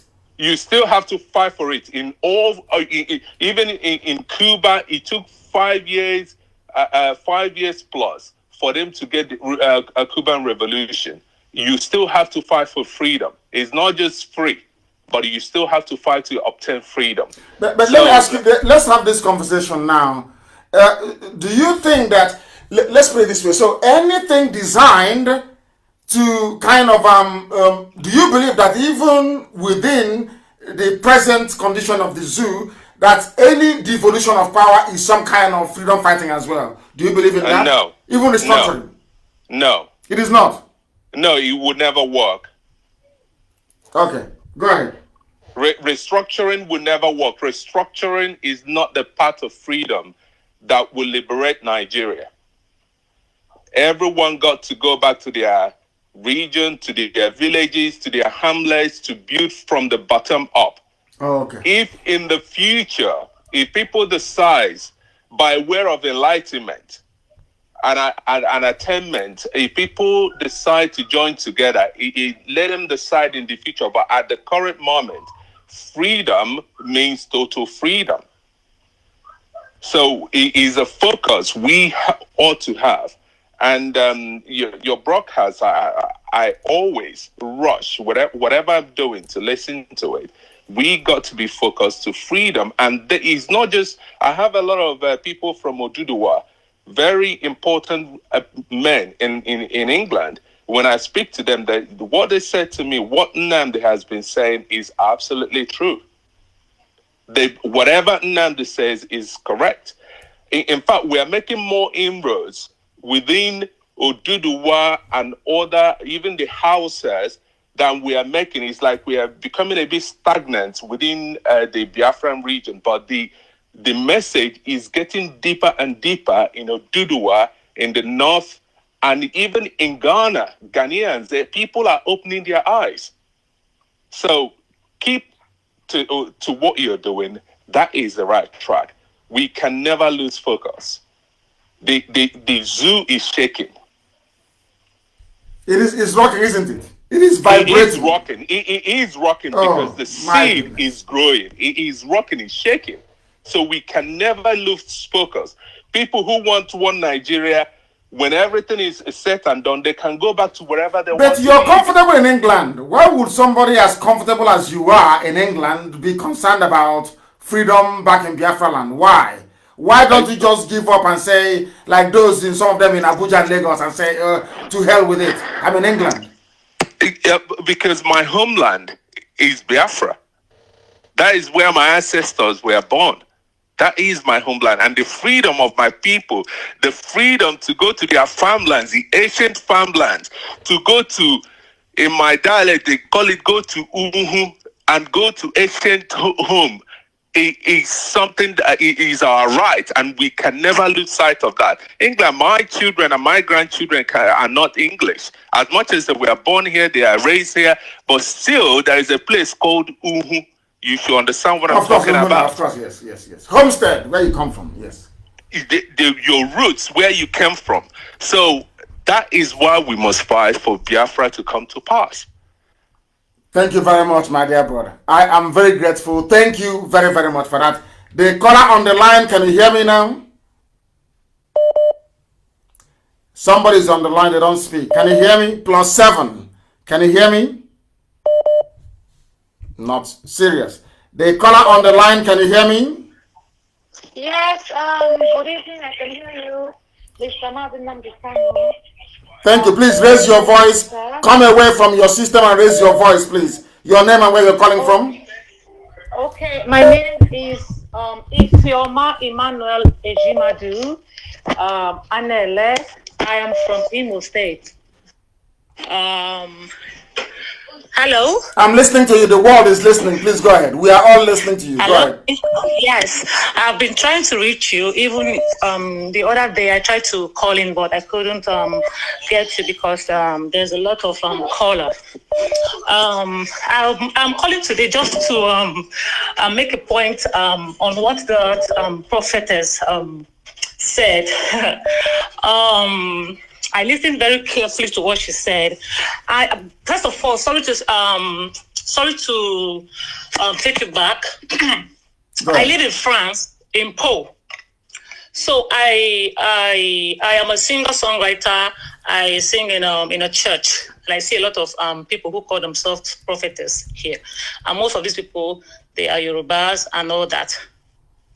What she said, she might be correct on her own part, but I want to clarify something.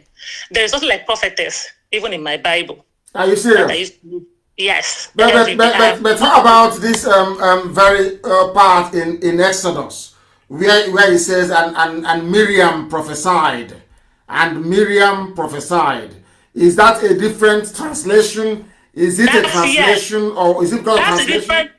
That's a different translation. Miriam prophesies, like you can prophesy to yourself what you want. Like you can prophesize, I want this, I want this. That's not a prophetess thing.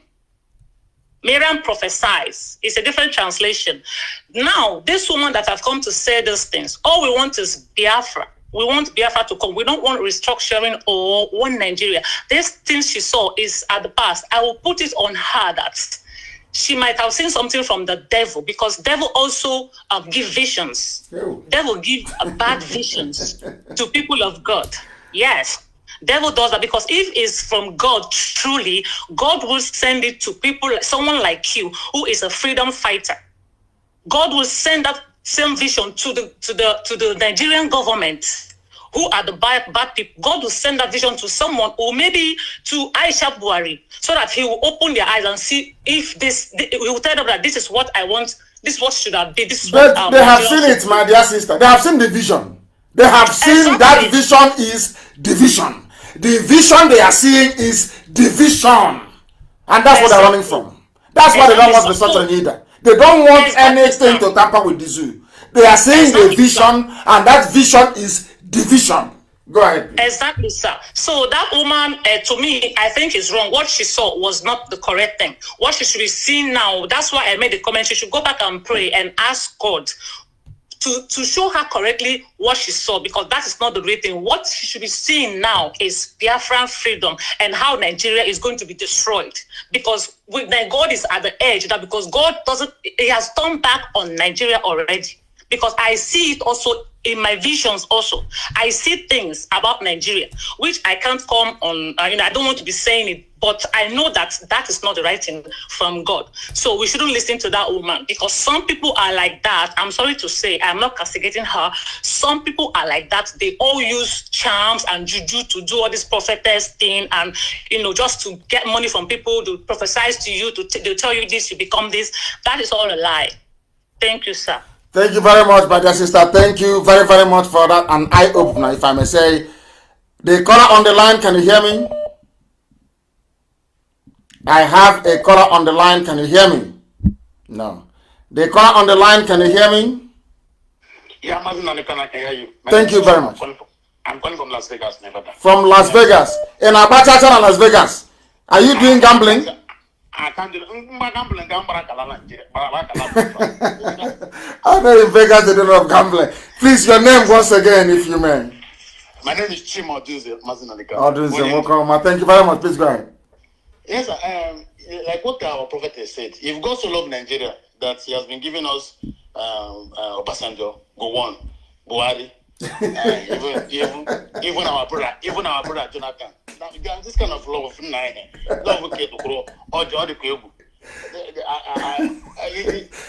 guys are making me laugh, honestly. This Biafra we are fighting for, two major type of people are most threatened. One, our political leaders, two, our religious leaders. No matter the front they come with, no matter the name they come with, prophetess or bishop or his royal highness or his holy of holies, whatever thing they come with, they are threatened because of they have laid so much foundation on. They've been ripping off our political leaders have been ripping off. We will cry to them. They will take the little ones we have in the name of tithe and seed and offering. So they are most threatened. Now people talking about restructuring because of I commented on Mazin Airpark post today. They've been talking about because of this restructuring they killed 5 million Biafrans, Igbos in 1967. Yes. 2020, yes. 2020, they're still talking about restructuring. Then I asked them after how many years? After how many years? After how many years? 50 after 53 years. 53 years. After death. after killing 5 million people, confab after confab, constitutional conference, everything, even 2014 here, only yesterday. Yet he hasn't come. And yet God wants to still give us the same thing. And I don't understand. At this level, we're not supposed to be deceiving ourselves. They've used that word to deceive us, to delay us for a very long time. We're no longer going to stand for that word. You want to restructure a country or that doesn't have a structure. How can you build it? How can you restore? How can you build? Look, you want to build a 3-bedroom flat on a bungalow. You first of all scatter the bedroom flat and start to build a foundation that will carry a 3-bedroom flat. You scatter the bungalow and build a foundation that will carry the 3-bedroom flat. You can't build a 3-bedroom flat on top of a foundation of bungalow. It will collapse. So there's no structure to be restructured. Now you're talking about restructuring. Because of restructuring, common sovereign national conference that was not even supposed to touch every part. So it was meant to aid a little part of the structure. They vowed that they will dismantle Jonathan. They chased away Jonathan because of him calling for sovereign national conference. How does that make sense to anybody? There is small common electoral reform that they ask them. Reform electoral reform now so that people can vote from any part of the world, so that there will be accountability. So that when they're after election, within 1 hour, there will be a result to be announced. Common electoral reform. They cannot do that one. Now you're talking about a whole restructuring. You're talking about them. They've changed us, they've gotten us where they want us. So what you're saying is that even the simple things they can do to make life better, they cannot do it. Talk less of a much more bigger thing that will bring freedom to people.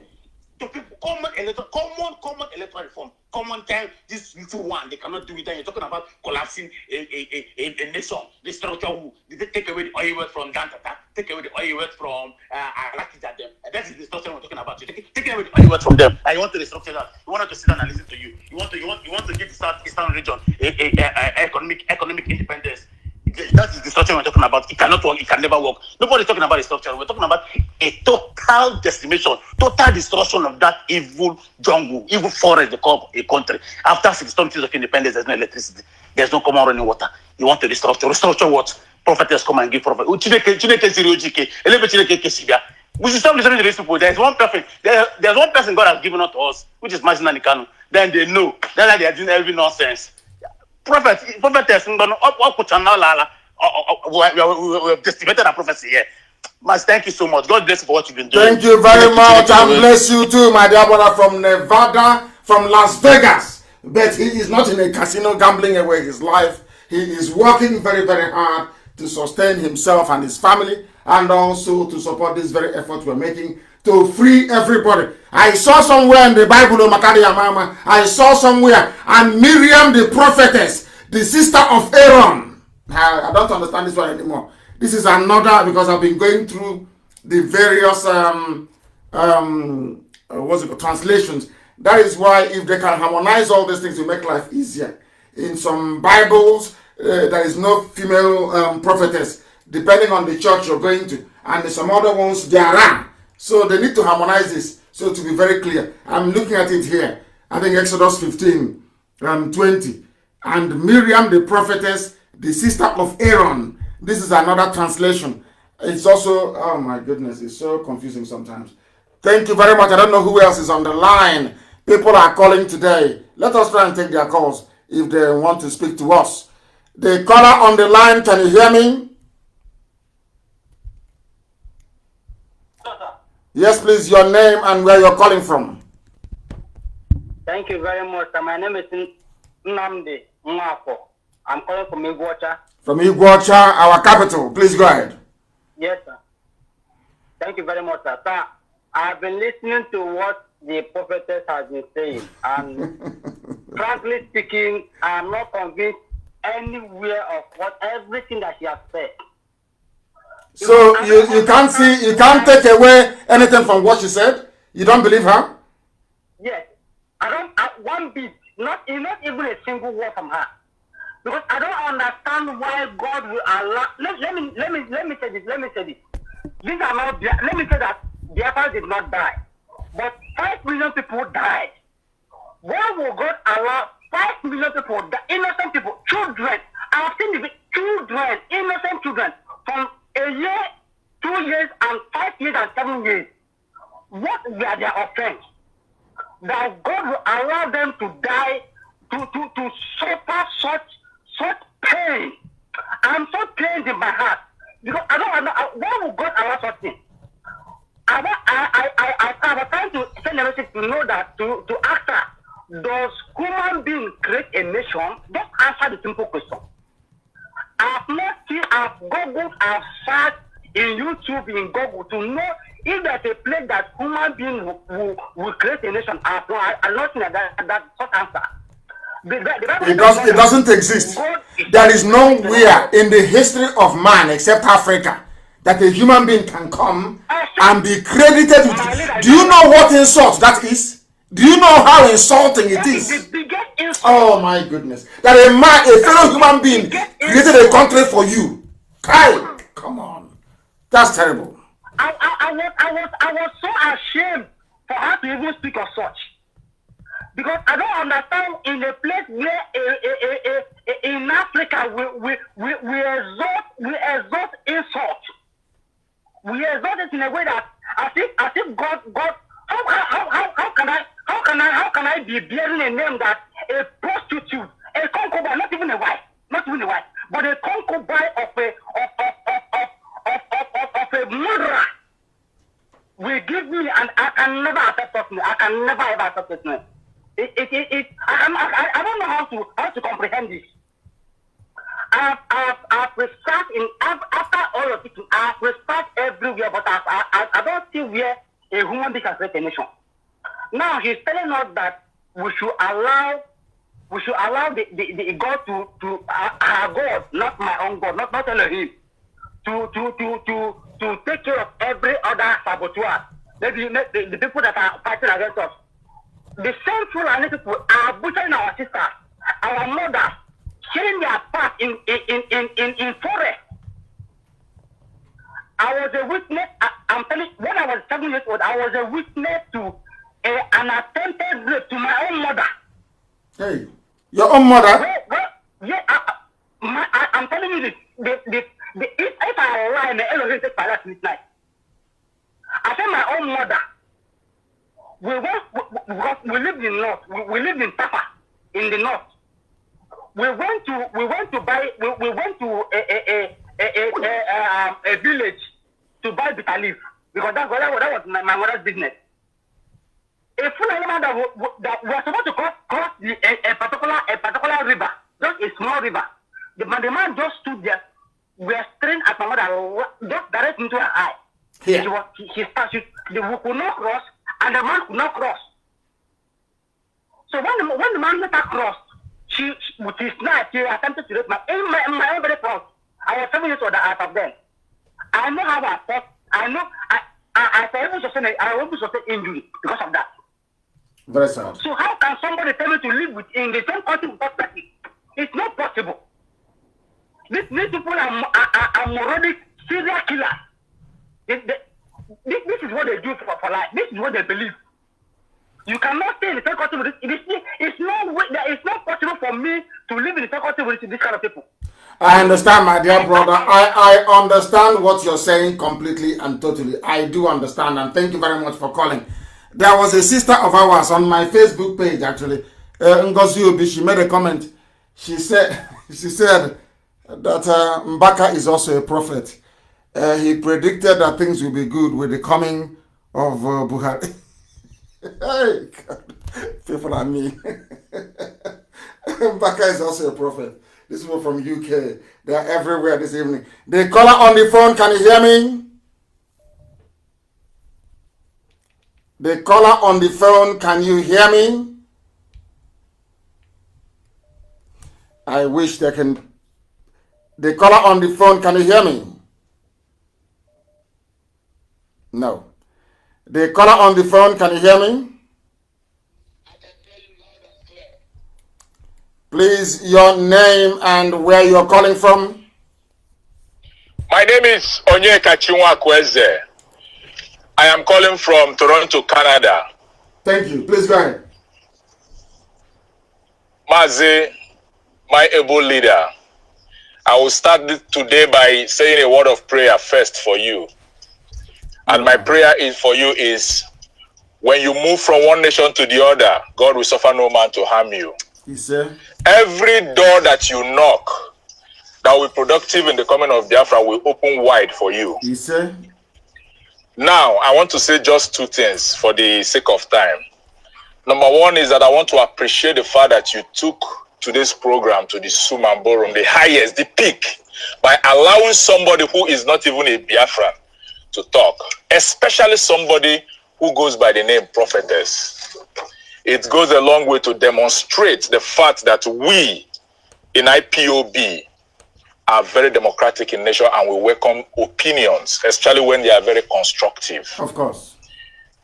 Mazi, for the woman who said, the prophetess, I may say, that made her own submission, is for me, I welcome everybody's opinion. But sometimes we also tend to look at what people, their opinion means to what we are doing. Her own, whatever God showed her, whatever she saw, whatever she heard is an aberration to what we are doing.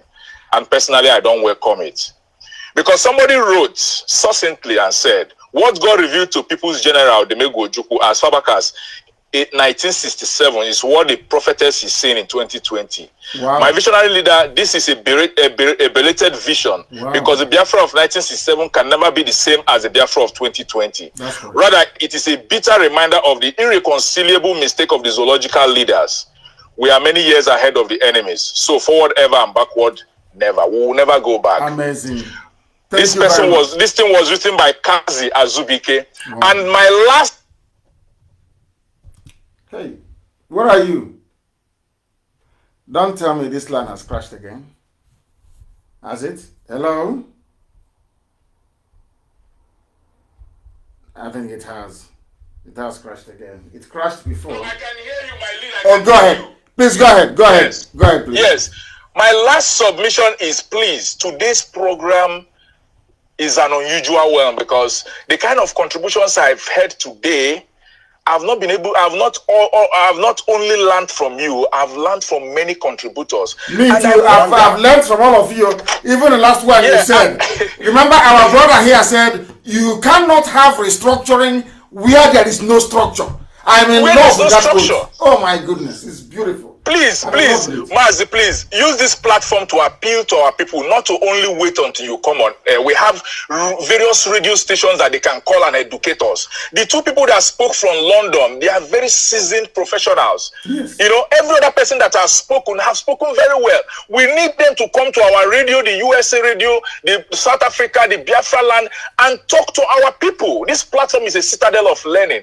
Please, Mazi, may Chukwukika continue to bless you. Whenever you speak, may you speak wisdom to us. And when we hear, may we not be only hearers, but also doers of the word. Thank you and God bless you. Hey, Wachineke, he said, thank you very, very much. Thank you very much for that. The quality of callers we are having today is just amazing. Absolutely amazing. It's unbelievable. You cannot have, please, can somebody post this on my page, please? I don't know his name. Oh, I wish I knew his name. Just say from a caller, you cannot have restructuring where there is no structure. Does Nigeria have any structure? I don't think so. I do not think so at all.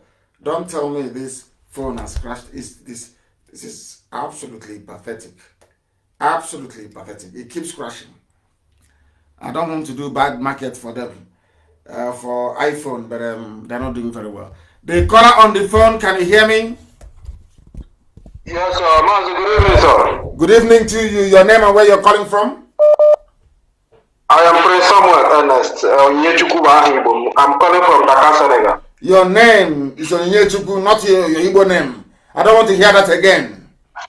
When you see all these English names to make me sick. Your name is Onyechukwu. Please go ahead. Sir, please, I want to thank you for all the privilege that you have given both Biafrans and non-Biafrans. But my very opinion to what the so-called prophetess said is that I don't want to hear such a thing again. If God sent her a message like she claimed, or God revealed something to her, why don't she go straight to the Yoruba kingdom and to the Asorok, to the presidency or whoever that is in Asorok there? Why don't she reveal the same thing to them? Why don't she talk to them? Must it be you? And must it be now that we are ahead of things, that we are about to liberate, that she will wake up? to utter such an utterances. To me, I don't value such a thing because she has no idea what Biafrans have gone through and what the Eastern region people has ever gone through since 1960 till date. Now, the same God that she claimed she had from, I want to know, does this God suck blood? No. Does this same God support the killing and the humiliation of human beings? The one he told us that he created in his own image. I don't think so. So why God support the same thing, and why would God reveal such a thing to her? That people will be raped, murdered, and slaughtered, even the same people that are God's own children, preachers of the God's word, according to maybe some of those reverend fathers who are being slaughtered, are they not men of God? Does it mean that God support his own men to be slaughtered? I know. I wonder why some people behave and reason abnormal. If she's paid to come and say such a thing to deceive us, we are more than ahead of her own thing, her own thoughts. I wouldn't think so. I wouldn't go that far. And thank you very much, my dear, but I wouldn't go that far to say she was paid. No, she's just giving her opinion, which we respect, but respectfully also disagree with. The caller on the line, can you hear me? Yes, sir. Good evening. Good evening to you. Your name, please, and where you're calling from, if you may. My name is Emeka Nwafo. I'm calling from Gothenburg, Sweden. Gothenburg, Sweden. Please go ahead. I have two things to say to you, sir. Please say it. We don't like to mention about the woman that spoke on the platform today because everybody has his or her own opinion, and we don't like people to give her more attention because if you know in spirit and if you see in spirit, you know that everything have come to conclusion about Biafra. This is her own opinion, and everybody, if you understand, as Bible made us to understand, everybody is a small God. God speaks to everyone. So that shouldn't be a topic. If you listen to what I was commenting on when you were speaking to her, I mentioned something. I said, you want to get me angry by, but all of a sudden I said, anyway, we are practicing democracy. That's all. Yeah, democracy, you must listen to people. Even those you disagree with, you must listen. You must learn to listen to those you disagree with. That is the essence of democracy. Of course. Yes. Of course, sir. So I am saying all these things to tell you, sir, that we are praying and we are what we are educating our people is the most important thing, because our people don't research. They believe on what people do, but they don't research, because every time you come on air and you say something, I go to my table, I research and say, yes, what you are saying is right. So, and I speak to my people. Don't ever believe anything that someone is telling you. Try to do your own research and come up with facts and figures. That is whom we are. So, as you are educating us and giving us all these facts, it's awakening the spirit of Biafrans. Those that don't want to know are now going into researching. So I am praying for you, sir, that God should give you more strength to carry on this struggle, because I know that you have a lot to do. Because when you liberate us, you liberate the soul of the Biafra. Not just that we got the freedom, no. But when you liberate our soul by reasoning like a Biafran, you have done a great job. So please, sir, continue doing what you are doing. God will be with you, sir. He said, thank you very much for that. Thank you very, very much. Let us see, maybe take one or two more calls and we call it a day. The caller on the line, can you hear me? No, he is not paying attention. Not paying attention. Can you hear me? The caller on the phone, can you hear me? Yes, I can hear you. Yes, please. Go ahead. Your name and where you're calling from. It's Selma calling from Sweden. From Sweden, please go ahead. Yes. And Director, what I want to chip in, because every time people are talking about we should not discuss religion, like what the prophet had said. When she was saying it, I was so angry. I will tell you the truth. I was like, these people, I have never seen anybody that came to, because all the people that have been prophesizing, can I say, or giving a vision or dream they had concerning Biafra, have never said such a thing. According to what you answered her, you told her that the mouth of people is mouth of God. And so many people have prophesied for Biafra and freedom of Biafra. She's the only one that, even from that Yoruba part, they have many prophets or many pastors or many reverends. They have said such a thing that only what they are seeing is a bloodshed and after division, and everybody will be on his or her own, and everybody will have his or her own freedom. She's the only one that I have seen that came out saying that she saw. But what I'm asking myself when she was saying all this is, have this woman ever been in the northern part of Nigeria? Because if this woman has been in the northern part of Nigeria, even before this whole scenario that is happening now, coming down to the east, you will see that our people that are living there, every minute of their life, every day of their life, they are living in fear. When I went there, for 1 year I sat there, I was like asking myself, why are you people comfortable where you are living in fear? Now, that same fear that they are living in the north is the one that they have pushed down and moved down to the south. And even when you from here went down home, you will be living in fear, even in your house. You'll be afraid in the night what will happen. Because it's happening now. Even in my own village where I'm coming from. The last year when I went home, one man they cut his head and they raped one, the same animal. And these people, all these people that are prophesying about one Nigeria, they don't prophesy and give solution. These people always came out to prophesy. That is what I have seen about them. They always see the problem, no solution. But I know one thing in the Bible. Even Jeremiah, even Isaiah, they prophesy doom that this is what is coming to the people of Israelites. That if they don't repent, that is the solution. Repent and seek the face of God, and this will happen, and everything will be normal. But all these prophets that are going about, when you say don't talk about Christianity, don't talk about religion, we will talk about it.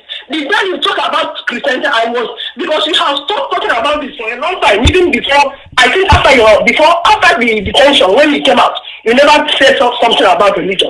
And I need you to emphasize about it, because our people are now using religion to do people. Because as far as I'm concerned, this one is not Chukwu Kadiama. The person that talks to you is not Chukwu Kadiama. It's another God. We don't know the God, because any God can talk to you and you will come out and tell us. So many people have prophesied out of 90%, and 10% was out of 100%, and 10% was telling us that God told them that there will be now one Nigeria. Then who are we going to follow? Well, we told the 90% that told us the truth, because we know that the majority didn't carry the vote. We know that the mouth of God is mouth of man. So for me, we will be talking about religion, telling them that all these prophets of doom coming out from everywhere, saying whatever they want. We know that what we always save us in that country is freedom, and nothing but freedom for every nation under that country. Thank you. Thank you very much. Once again, I have learned something else from you, my dear sister. All our callers this evening are just superb. What she said is very simple. So if our dear prophetess is telling us from New York, is telling us that she saw a vision where God said, don't divide Nigeria, how about all the other multitude of prophets that have been saying to us that God said Nigeria has already been divided? So who do we follow? Who do we follow? Let us take this very call. The caller on the phone, can you hear me?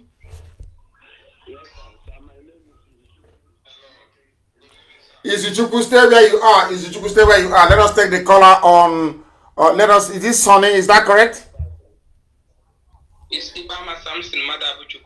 Please go ahead. Where are you calling from? I'm calling from Senegal. Please go ahead. I'm from Amandoba. Amandoba, beautiful name, beautiful place, wonderful people. Go ahead, please. I'm calling about the prophecy of the woman, of the lady. Hey, according to Simon Ekpa, there is one lady from Oduduwa. She called herself a pastor. She's in support of disintegration of Nigeria. Let Biafra go, let Fulani go, and let the Middle Belt go. And she said, whoever that supports one Nigeria, he or she is a demon. Did somebody say that? Did a prophet say that? Yes. Yes, a pastor. Oh, okay. She called herself a pastor. She said that anytime that she preach against what is going on in Nigeria, so many pastors, so many of them used to tell her to stop, but she cannot stop. She is going to say the truth. That's nothing but the truth. That she's not after the offering or the private jet or whatsoever. Many pastors, they're having a private jet, which is very, very bad. And my complaint again, many hospitals in Nigeria, the federal government used to give them 200,000. Now, wait where you are. Wait where you are. Let us take this call. Stay. Remember where you are, please. The caller on the phone. Can you hear me? Yes, I can hear you, sir. Live and direct. And please, what is your name and where are you calling from, if I may ask you? I'm calling from United States of America, Texas, precisely. And I'm from Adam Bise 1 of Mbise, Florence, Dedibet. Thank you very much. Please go ahead. We are in support of you. Ghani, we're not shaking. We are praying for you. Thank you. Everybody, all my family, we are here watching you live. Thank you. Don't mind any false prophetess. Well, God is our witness. What they are doing in Igbo land, in Biafra land, especially because they have been cheating us a lot. All that woman is talking shows that she doesn't have clue of what is happening in Nigeria. She doesn't. Because if she sees that Fulani people have been killing us, doing all manner of things, all parasitas, all government offices are owned by so-called Fulanis. She will not say that. Gawani, who I support Wani, we are with you. Thank you very much. Jesus. You say? You say? You say? Found affection against you. Was fall down. We never prosper. In the name of Jesus. You say? You say? Yes. Thank you. God that created all of us. Of course. And everybody knows that those people have been doing so bad, so many things to us. Don't forget about this, our saboteurs. They will know. They will.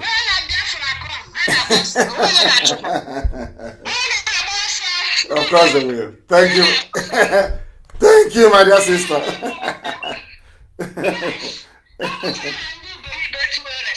Respect my foot. Don't mind them. Thank you. To support all their own hand is ego na-enweshi n'ọdụ. Anya gbabụchichakwa ha. He said, thank you, my dear sister. Oh my goodness. Hey! Oh my goodness, these people are too hot. Even those in America, those in everywhere in the UK, everywhere so hot. In Australia, that's who we are. Formidable and unstoppable. We have respect for divergent views, but we are set on accomplishing this very mission that Chukwuka Abiyama said this very generation must accomplish. And that is why we are unstoppable. Unstoppable. Our march is relentless. And freedom is the ultimate goal. It doesn't matter what the devil does. It doesn't matter what darkness does. It doesn't matter what gossipers do. In fact, I welcome it and I love it. When I go into social media and I see IPOB everywhere, hey! I'm so happy. Because every publicity is good publicity. Very, very important. And that is why we have preached this very gospel this evening, to remind everybody that the zoo is unsalvageable, because, as our brother said, you cannot have restructuring when there is no structure. Another one said, what Ojukwu saw 53 years ago, a vision Ojukwu saw 53 years ago, people are not just seeing it now. That restructuring that Ojukwu did not bring, that Aburi that Gowon failed to implement, that same restructuring that confab after confab never delivered. Is it now that the Janjaweeds are in power with no president? And by the way, has anyone seen Oshibajo yet? Has anyone seen him? You know, I'm giving them a false sense of security. I just want them to think I've forgotten. And then I'll hit them very hard and below the belt this time around. They think we've forgotten. They are dreaming. But I thank each and every one of you. I thank our dear sister, Prophetess Oshibajo from Bronx in New York. We thank each and every caller, every listener, wherever you are. Somebody just reminded me. I said 1 million people because by the time this program is over, if you give it 2 more hours, you will hear or you will know that nearly 2 million people have been reached.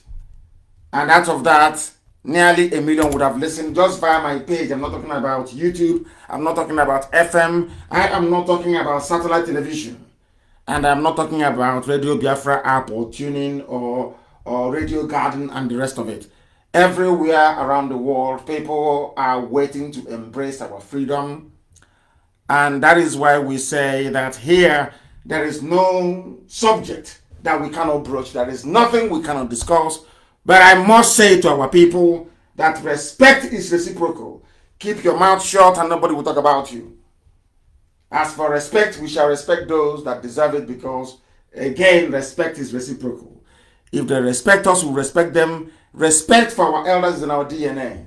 We must respect those who respect freedom. We cannot respect those that keep selling us short to our enemies.